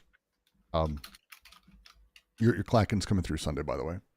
It's an ASMR channel. What can I say? It hasn't been the government policy to let the virus spread amongst Americans' chickens instead of culling sick ones, but it may just become the new direction under U.S. Health Secretary Robert F. Kennedy Jr. Kennedy has spoken publicly about a strategy to let it spread amongst Americans' poultry and breed the strongest ones that survive. A policy is supported by Agricultural Secretary Brooke Rollins. This is the problem. Again, this isn't just some lunatic saying something on Twitter. This is the head of the Health Secretary of the United States, and being supported by the Agricultural Secretary of the United States. These are the people in charge of this. These are the deciders of what happens. On March 11th, Kennedy told Fox News host Sean Hannity that most of our scientists are against the culling operation, which is, by the way, to his audience, a signal that it's the right thing. That's a badge of a big yes. Most scientists are against this. The entire scientific community says that I'm insane. Oh, well, then that must be what we need to do. I'm going to tell you right away, like, what is the obvious problem here? Just off the bat, leaving aside the eugenics element of this, leaving aside the stupidity of understanding how the immune system works, here's the problem. How do viruses travel? You talked about, like, they shit on things. Well, they have to get somewhere to shit on them. So clearly, yeah, they fly. You know which birds don't fly? The ones that get the severe cases that kill them. You know which birds do fly? The ones that get the mild cases that can still transmit that don't. So all those birds that you're letting fly because they survive, they've got an immunity. No, they have an immunity, but they still have the virus. And they're still dropping that virus all over where they fly. And it's being transmitted to, by the way, house cats, mice, and other mammals, including people and children. Who are actively, we have deaths of bird flu in the world. We have deaths from this. Yeah. Now, they're extremely overexposed children in poor areas where they were overexposed to the virus. Again, there's a lot of things that go into how a virus affects someone. There's the load, the impact load, and all of that stuff. But, like, by the way, if you didn't learn this during COVID, I would say it's a good time to bone up on it because we are now in, like, forever zone. There was an article I read, a study came out from some virologists who were basically saying, look, COVID is now not a pandemic. It's constant. Like, it's just a constant thing. We're going to have X number of deaths every year. It's going to be a thing. It's like the flu, but worse. Now they're saying that's true of bird flu. Bird flu is now endemic. It's just part of the setup because it's so spread out, because it's so everywhere, and because it's so being transmitted as birds fly north to south. It is now across countries and across hemispheres. So we're fucked. Like, this is just part of the setup. By the way, the U.S. is not going to be coordinating with the WHO. So guess what? You've never been more blind. So if all of a sudden you find yourself, wow, I feel really sick, and everybody around me is really sick, no one's talking about this in the news or whatever, well, there's a reason for that. It's like it's fucking unreal. And here's the crazy thing too. Well, this is just now how things are. Okay. Have we adjusted our medical austerity to account for that? No. One of the big things about COVID was not because COVID was particularly deadly. It's because it doubled, tripled, like vastly increased the rates of people who just had the normal distribution of cases from intense flu, just a normal flu, because the flu kills people. But here's the thing. With hospitalization, the flu kills much less people, unless there's no room in the hospitals, because the amount of cases of that expanded rapidly, and they were already being as cheap as fucking possible and didn't have enough rooms for the flu cases. Yep. So this is bad. This is bad. God Santa loves the sound of his own voice. It's my show. Yeah, we both love the sound of our own voice. I enjoy the sound of Sunday's voice, but you want someone who loves the sound of their own voice? How you doing? How you doing? There we go. Yeah, but that's more justified, to be fair. Yeah, I mean, he's having to compete with me, and I'm about as fucking narcissistic when it comes to speaking as possible. So Sunday, if he's made my camera bigger just to flex. It's like I have the power to make his image much larger. It's just letting them know that, hey, I can do this. The thing to remember is that birds are not dying by the tens. They're dying by the millions. And they're dying by the millions everywhere. South Dakota now. This is just the last couple days. This is from Tuesday the 25th. As bird flu ravages poultry farms across the country, including South Dakota, fears are growing that the highly contagious virus could mutate and begin to spread widely among human populations. The virus has already had devastating effects in the state, which has seen the second highest number of outbreaks in commercial poultry flocks in the nation. The 114 commercial outbreaks in South Dakota, along with another 26 backyard flock infections, have led to the death or intentional killing of more than 6 million turkeys, chickens, and other birds. This is not a small thing. This is, by the way, if you want to be just really cold and not care about the human toll or the way that this is destroying businesses and people's lives and that this is putting us all at risk, the impact to the agricultural sector is horrifying. It's horrifying across the board. And again, Trump only has sycophants working around him who are terrified to ask whether or not someone is supposed to be in a group chat. That's how fucked we are. So if you can imagine going, hey, by the way, this is going to destroy the farming community if you let this keep going. You know how fast you'd be out the door? You can't ask if someone's supposed to be on a group chat. Do you think that's allowed? Do you think that's how it allowed? Many of the outbreaks in the state, the latest in January, have been at turkey farms operated by Hutterite colonies in the eastern half of the state. These are... when we talk about these small outbreaks or these large outbreaks, we like to think of them as like a Tyson farm. And it's like, oh, look, it's a big farm. No, the way that a lot of agriculture in the States is still done, even if it's large, is in these towns that are built around a single thing, or the colonies where they have this. When entire turkey flocks, millions of them, are being destroyed, that they don't have the ability to come back from that at all. A lot of people don't know, right around New York, God damn it, the location is eluding me. It's one of the top duck farm locations in the United States is like literally right outside of Manhattan. And it's not anymore because they all are dead. There's no industry left there anymore. Like, these are lives destroyed in a massive way. Yeah. So when we're talking about and going back and forth with this fucking nightmare from RFK, here is what he's saying we do. You should let the disease go through them and identify birds that survive, which are the birds that probably have a genetic inclination for immunity. And those are the birds we should breed like the wild population. This is his sentence. This is not how any of this works in any capacity. It's presuming causation in a way that is so stupid and childish that it's really hard to move around from. By wild population, Kennedy means mallards or ducks, which he said fly into farms and eat grain and then spread the virus. Reports since the early 2000s have shown they are less affected by avian influenzas, but are carriers of the disease. Other wild bird species have no natural immunity, like chickens become seriously ill and die. And this is where we're fucked. Just if you haven't seen these facts, the H5N1 in raw and pasteurized milk affecting household pets, which, by the way, household pets, it's in your home. It's in your home. It's killing cats in a lot of places, like a lot of places. Cats which sleep in your beds, walk around your living room, provide so many opportunities for jumping from species to species. Like, it's terrifying. Reports of bird-to-human infections are low, 70 cases, and at least one person has died. We know of another person again, because here's the other thing that happens when you allow this to run rampant.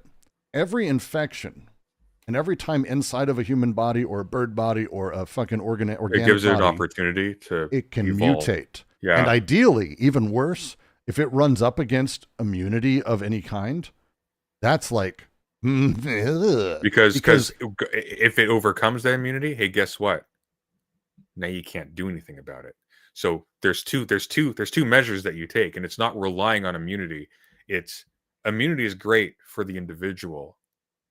It's great for the individual, but you rely on immunity to keep it from getting into your system and making you making you contagious and like expressing the disease.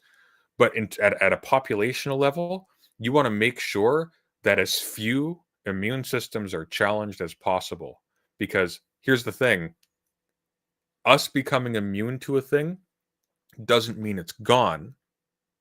Us being immune to a thing means, okay, here are the new conditions that it needs to overcome in order to get past our entire regime for dealing with the disease. which is why COVID was so devastating, because we had no immunity to it because So it's like, ugh. Thank you, Chatter, for mentioning this. This is how fun it is right now. H5N1 bird flu spills over to sheep in world first in the UK. Thanks, UK. An inflamed mammary gland, much like those in infected cows in the U.S.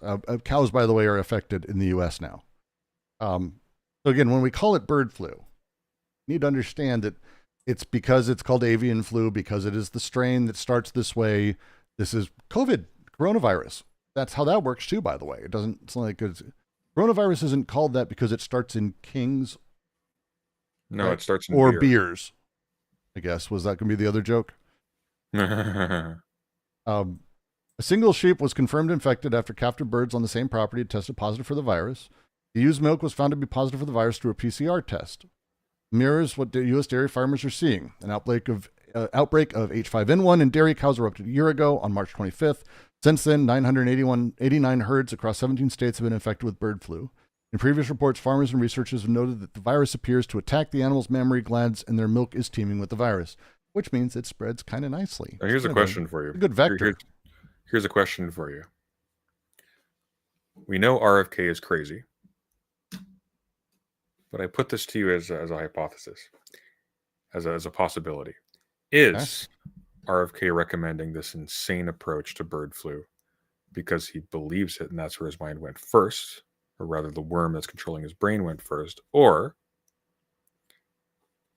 have they so damaged their ability to respond to this thing that justifying doing nothing is the only way to hold down the fort and not expose that they are completely unable to address these problems? Is it fair if I say it's a happy accident? Because both the answer is yes, I think. Yeah. I think RFK, this fits in with his general idea of what we should do with measles, by the way. Joe Rogan had a horrifying piece of shit on his show the other day talking about how polio didn't even get prevented by the polio vaccine. I'm not joking. This is a real person. I've had to deal with her and her bullshit. You can't see it. They've actually made iron lungs very small. I'm actually up to my waist in one right now. She says that polio, they've just changed the definition of polio. That's why there aren't as many cases. I'm not joking. Like, she's a lunatic. And this is the mainstream news. As much as everyone's like, oh, it's Joe Rogan, he's just a podcast. No, he's one of the biggest in the world. Mainstream is mainstream. That's what it means. He's mainstream news. So when he's spouting this woman's psychotic shit, and what she's saying is echoing this, and the idea that natural immunity, that we need to strengthen it. I think at some point she does say literally having your kid lick the ground or eat food off the ground is fine. Like, as you were talking about, she says this. Yeah. As a thing. This mentality, again, it's where he is socially invested. He's invested in the idea that the strongest and the best, because he is, not to psychoanalyze, but he's had a little bit of trauma with people in his life dying. You know that. And so when you talk about like how that's happened or how it's been, the natural world, what all he knows is that people kill and the natural world doesn't. And so he's invested in this idea that the natural world is at least safe, that the human world is what's deadly. Can't imagine why he's invested in that. And so as he goes and he sees this, he's like, look, the natural world can fix itself. He is, as he said in this interview, and as these guys are talking about, he talks about how ducks are naturally, because they've had to deal with this. Look, if we just let chickens deal with this, we just end up with a bunch of chickens who are safe. That's why we still have chickens. This isn't the first avian flu. They're immune to all the others. We have the chickens that are immune to all the others. Let's just do that again. What he doesn't understand is that's not how this works. That all the other avian flus were stopped in their tracks by culling entire herds. By making so that there wasn't territory they could traverse to spread further. Yeah. And when you talk about how this is going to traverse, again, it's a misunderstanding of a lot of stuff. This isn't from like cats that attack chickens. This is you walk in the street and a pigeons carry this, by the way. A pigeon shits on the ground and you track that inside and your cat licks it up. Fucking avian flu. Or you're a child that you allow to eat off the floor crawls over the spot where you stepped and then starts picking up food off another part of the floor that you think is cleaner for some reason because only people's socks have touched that. Of course, people take their shoes off at the front of the door. That's how germs work, you see. They track propriety and they punish people for not being polite. So it's just, And sorry, this is actually, this is like... No, and it's important to remember that I think it's horrifying. If anyone's ever been in a social gathering where you see that, it's like, oh my God, you have to just like turn your brain off and just look away because there's nothing you can do. The death rate from infection is about 50%. It's an incredibly high mortality rate for humans. For humans, like 75-ish with 35 dead. But you want to know what? Perversely, is a good thing, and here's why. And, it kind of is, though, and here's why. This is how dark this gets, okay? This is how dark this gets. When you are severely debilitated by a disease to the point where you are dying, you're not flying. You're not going places. You're interacting with fewer and fewer people, and people are more alarmed by the spectacle. The danger comes from when it's very soft, but it kills a proportionately large number of people and floods your medical system as a result, because then you have tons more people dying in aggregate. That's how fucked this is. That's the thing with COVID. Again, one of the reasons why COVID was so deadly, but something like Ebola, which is a lot scarier, didn't have that same effect, is for that reason. It's because Ebola kills you, keeps you in one spot. You're not now flying to conferences going, it's all right, and getting every single person with a slightly compromised immune system sick in your vicinity, and making it so that medical systems the world over, resources the world over are stretched, so that now every single person who gets pneumonia from a flu, hospital beds taken. Every single person who gets pneumonia from COVID, hospital beds taken, so on and so forth. I have an argument against this. Oh, I'm sure you do, and I agree with it in principle. It's just like... No, not in principle. The people who are most susceptible to this are people who live in complexly packed areas. Cambodia, for example, which I want to say Philippines is like one of the most populated fucking countries. Oh no, you're confused, Brooks. I'm talking about the white ones, the ones RFK cares about. Oh, a 3-year-old died the other day in Cambodia, and I think he's the 3rd or 4th that died there. And it's because his family, like a lot of people and this is normal in Asia, less common, I think, in America, that people actually have their own chicken, like, poop. It's popular that Europeans do this too. Like, chickens are a very common thing for people to have. But those pet chickens became infected, and it's the setup was that the chickens died, and they didn't think to double check or to do it because you don't do that, and they cooked and ate it, and it looks like it doesn't work. If I may, though, so the historical... Thank you for putting this on in chat. The historical mortality rate for humans in human infections with the avian influenza is roughly 50%. However, it is speculated this could be an overestimate because milder cases go unreported. And that's the danger, because those milder cases account for an increasing aggregate of severe cases. That's the problem. It's like you're less likely as an individual to die from it, but you're more likely to kill with it. Well, I would say that it's one of those things that it's like we don't know how many there are. We don't know. But at the same time, like, again, the kid's family got tested and none of them tested positive. Like, this is where it's like, how does that, again, stats can be pushed in a bunch of different ways. What we do know is the people who are reported can be flawed. Have it, 50% die.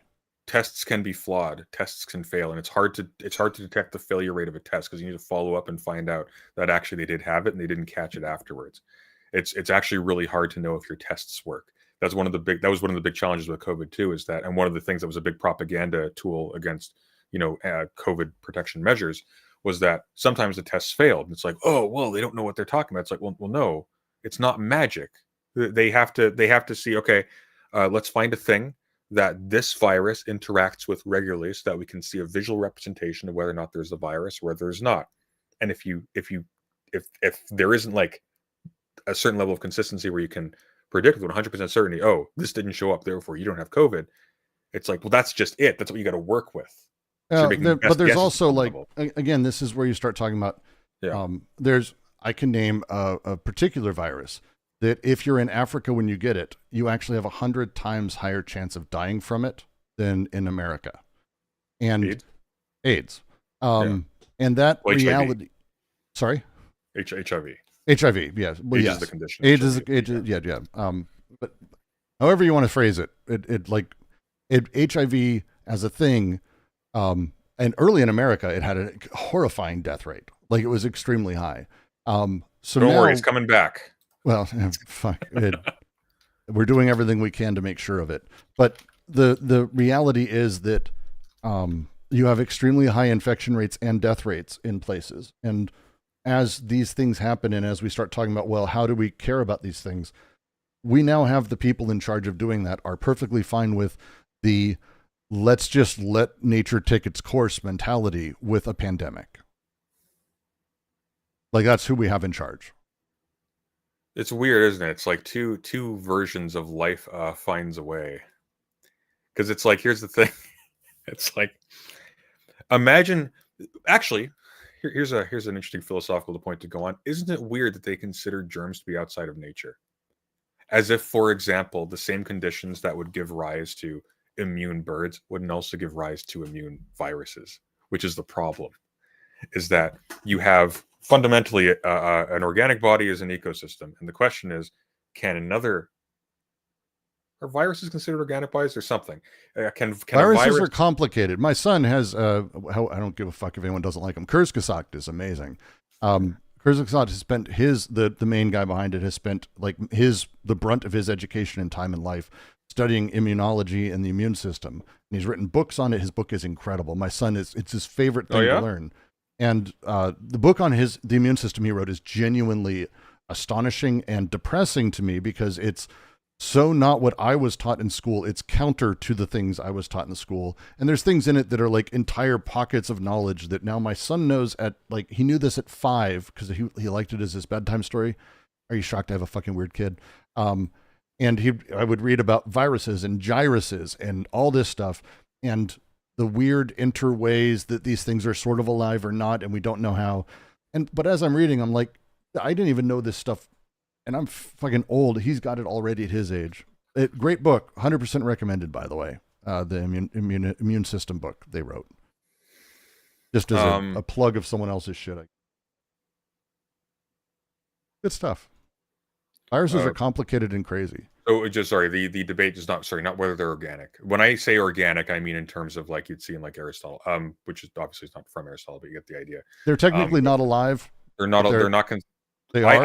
I think there's a lot of interesting philosophical assumptions going into that statement that are unreflected upon. But leaving that aside, that's sort of where it's at. But the point is, it's like, no, you have one community of things trying to colonize another community of things.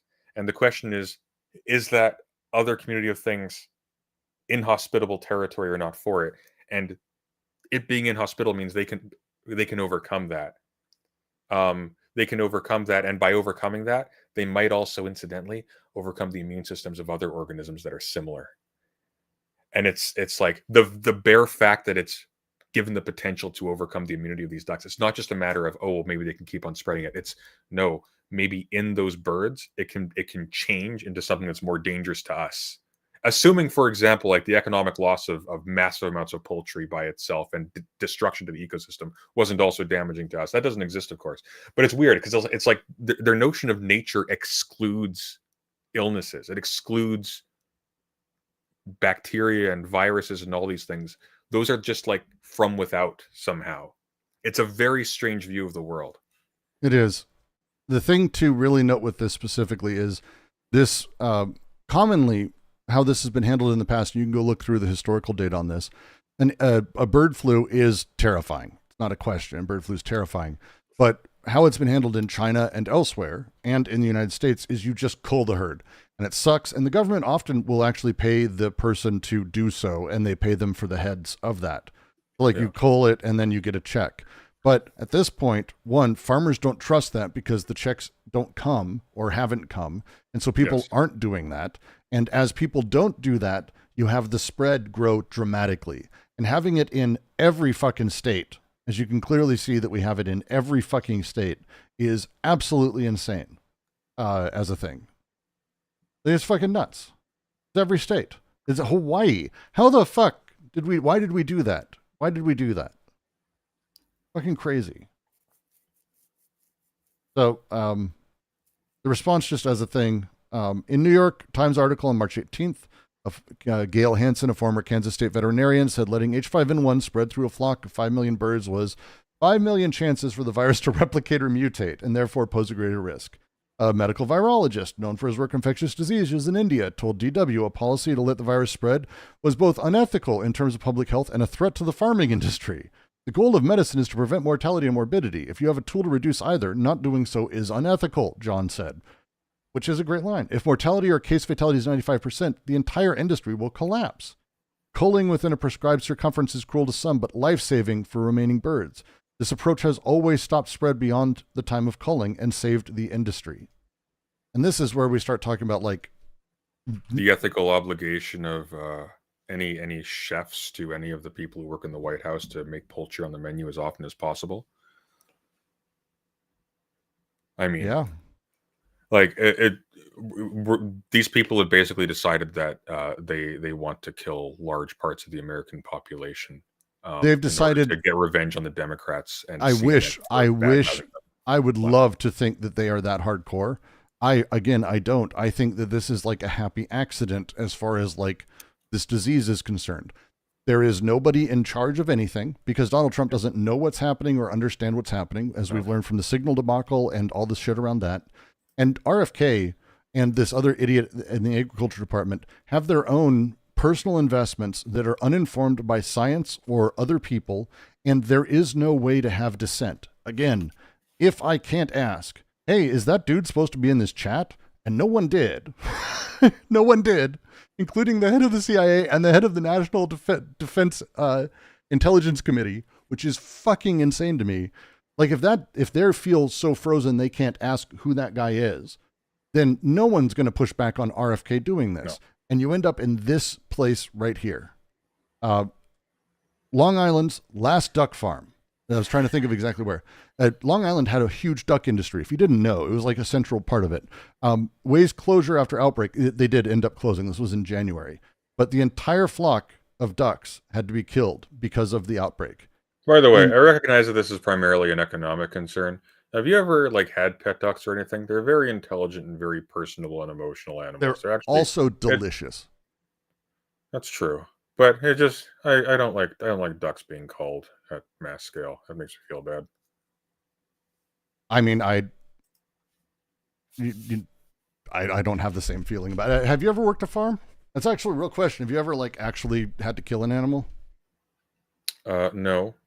Yeah. I'm aware. Yeah. I'm aware. I'm aware. The thing to do so that way you can understand whether or not it's okay to hire hitmen, which is effectively what people do.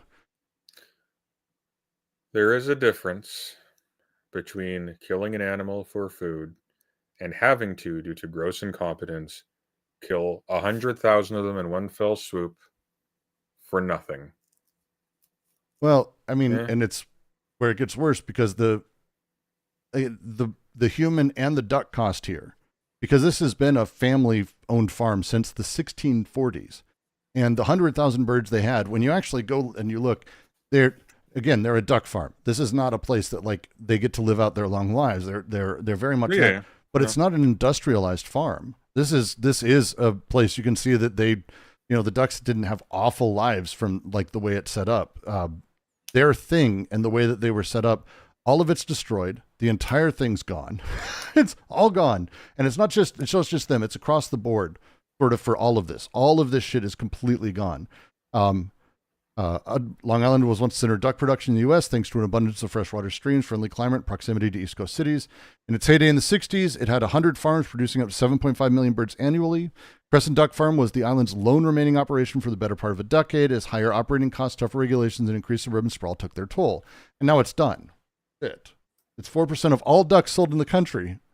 This is not a minor thing. That's an incredible hit. And so the guy, his job, that land, all of it, he doesn't get to keep. You know who does? Landowners. The capitalist class gets to invest in that land and turn it into developments that further drive up other housing prices. That's how this works. And that's why, the people this affects the most are not Tyson. The duck industry or the chicken industry will be decimated, but the capitalist class behind it will simply prop up as long as they can the chicken egg business, big egg, and they will buy up all the smaller farms and continue to partition them. In it's just a continuation of that same thing, where it's money to the capitalist class, it's money and power to them, it's land and away from anyone else. It's a wealth transfer continued. And that's why I say it's a happy accident, because RFK's way of doing this will primarily harm local independent farms, family farms, backyard farms, and everything else. The rest, just like with Uber, they'll just pour billions into surviving and buy up all the smaller pieces. That's how they do this. What's the happy part of this accident? No, a happy accident for capitalism. Sorry. Okay, gotcha. There's no happy here. We don't do happy. It's the wrong show. There's no happiness in the fold. You generally say a happy accident when bad people fumble, but something good happens as a consequence. I think what you're talking about here is like... No, I meant it. I apologize. It's okay. They're insured. But,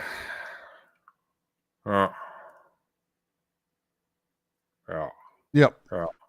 Yep. I have worse. Well, I guess we know what we're covering tomorrow then from the last 5 minutes. By the way, chat. Can we do it in 2 minutes so we don't have to tomorrow, please? What is it? It's crypto. What about crypto? Donald Trump is coming up with a crypto stablecoin that is backed by Treasury and securities. Imagine my shock. This is actually kind of, when we talk about like nightmares, this is up there for me, because just to sort of go back to them, Melania token, which peaked very quickly until obviously the scam was found out. It peaked at $13. Now it's worth 66 cents because it fined down 90% over last year. The Trump token, which over the last year has collapsed significantly, was at, peaked at 72 bucks and is down to $11. These tokens were launched by Trump's personal company, World Shit Financial. But now, one of the things that in crypto that you kind of need to have consistently in order to make exchanges work is you can't just do, you can, but it's inefficient, is finding ways to pull money back out into what we would call fiat currency. And it's tough to just sell Ethereum for dollars. What's much easier to do, and what more people are comfortable with doing, especially banks, is having you sell Ethereum for what is called a stable coin, which is a coin pegged to the US dollar. So there's Tether, there's USDC are like the main ones, and there's this, they're all kind of a nightmare, but their value is kind of always right around $1. And within a margin of 0.001% kind of thing, which has its own problems. But that stable coin as a thing, those are the two big winners. There have been others that have led to hilarious collapses and trillions of dollars of value lost. But USD1 being launched by our own president as a stable coin against the dollar, backed by short-term U.S. treasuries, is the highest level of grift that can possibly exist. Because it is basically saying, I am the president, this is the digital currency I am putting out for our country, backed by our own treasuries and backed to the US dollar. And that thing is so horrifying to me, I had to mention it. Because crypto, sure, lots of scams everywhere, but this is next level insane. This is not a rug pull. This is not. People, you don't rug pull a token like this. This is getting people to buy in and back it, and then being used as a trade mechanism because, again, like we saw with the Trump coin, when he put it out, the way the Trump coin sort of work, one sec. It's just as a note because a lot of people don't know. sort of what a nightmare life is. So Trump's token, the Trump meme coin, how it worked is if you bought it, you could not resell it. It was a governance token, and they locked it from reselling. So what would end up happening is if you bought it, like that was it. It was just useless. It's utterly useless. However, the company behind it, which is owned by Trump, would get the money you bought it with. So if you spent, say, $40-50 million into Trump coins, that money would be basically going directly to Donald Trump. How do you do a legal bribe? Well, that's this. And as an example, because again, a lot of people don't know this exists. This guy, Justin Sun, a crypto mogul who invested millions into Trump coins, is getting a reprieve on civil fraud charges. Justin Sun, who's 100% did a lot of illegal shit, not a small in the crypto community, he is a joke as being a person who commits fraud. So like that's how bad this is. But he bought $75 million of the Trump token, and the security regulators put a pause on his case. I'm really glad that Trump is going so hard on Chinese interests preying on Americans. This is fantastic. Well, Sun is well,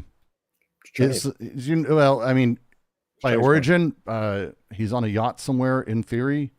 I think you're missing the basic point of here is I'm glad that his racism, takes a pause when it comes to defrauding his own country. Yeah, that's all. Sun and his companies, Tron, BitTorrent, and Rainberry. The BitTorrent Sun bought as well, was selling unregistered securities and fraudulently manipulating the price of the digital token Tronics, which he did. Sun and his companies sought to have the case dismissed. In crypto, like genuinely people laughed about this, but he made a $75 million purchase of World Liberty tokens, which he's touted in social media posts, could set the Trump family up to eventually collect tens of millions of dollars, as the family is entitled to 75% of the token revenue. And Sun is also an official advisor to World Liberty. Weird. Which lists President Donald Trump as chief crypto advocate and his son Barron as DeFi visionary, who knows how to turn on a laptop. This is just one of the ways that this works. This is tied to the Treasury. And this is being able to have an exchange that is official, and I'm putting that in fucking huge quotes, that is tied to Treasury bond. Fuck, sorry, my brain is like breaking as I'm saying this. It's tied to short-term Treasury bonds. And having Trump and his family get a % of every single transaction that's using that, personally. Yep. All right. We got to wrap up. I got my own stream in 40 minutes. Yeah. It's absolutely fucked up that we're in this position. Yep. It is. Guys, there's 155 people here and only 87 likes in the stream. I am proud of you for not being swayed by peer pressure, okay? Do not like the stream. Don't be a coward. If you enjoyed the stream, though, and you'd like to support it financially, there is a Stream Elements link in the chat. Please donate there. Even if you donate, by the way, while we're off stream, we can still see them. We can play them when we start next stream. Just FYI. Brooks, this has been awful. Thank you for ruining my day. I do what I can. I do think it's worth a couple of plugs. Sunday's going to be starting his stream soon. He's got some fun stuff going. What do you got going today, Sunday? I don't know yet. Still figuring it out. I'm going to go walk and clear my head first. If this stream ever ends. I'm going to be later tonight streaming on the QC, working continually on the Elephant project. We're focusing now on the Signal thing. And I was watching a bit of it last night. That was interesting. I want to know what that software is that you use to like draw those maps. Miro. That's awesome. Miro. All right. Join us across the board. Thank you. Please do support us. Please recommend and share all this stuff. Get people to watch us if you like what we're doing. We're still growing, so it helps. There's no good news. We're all going to be fucked. Yeah. On that happy note, we're all going to die. Have a good night. See you tomorrow.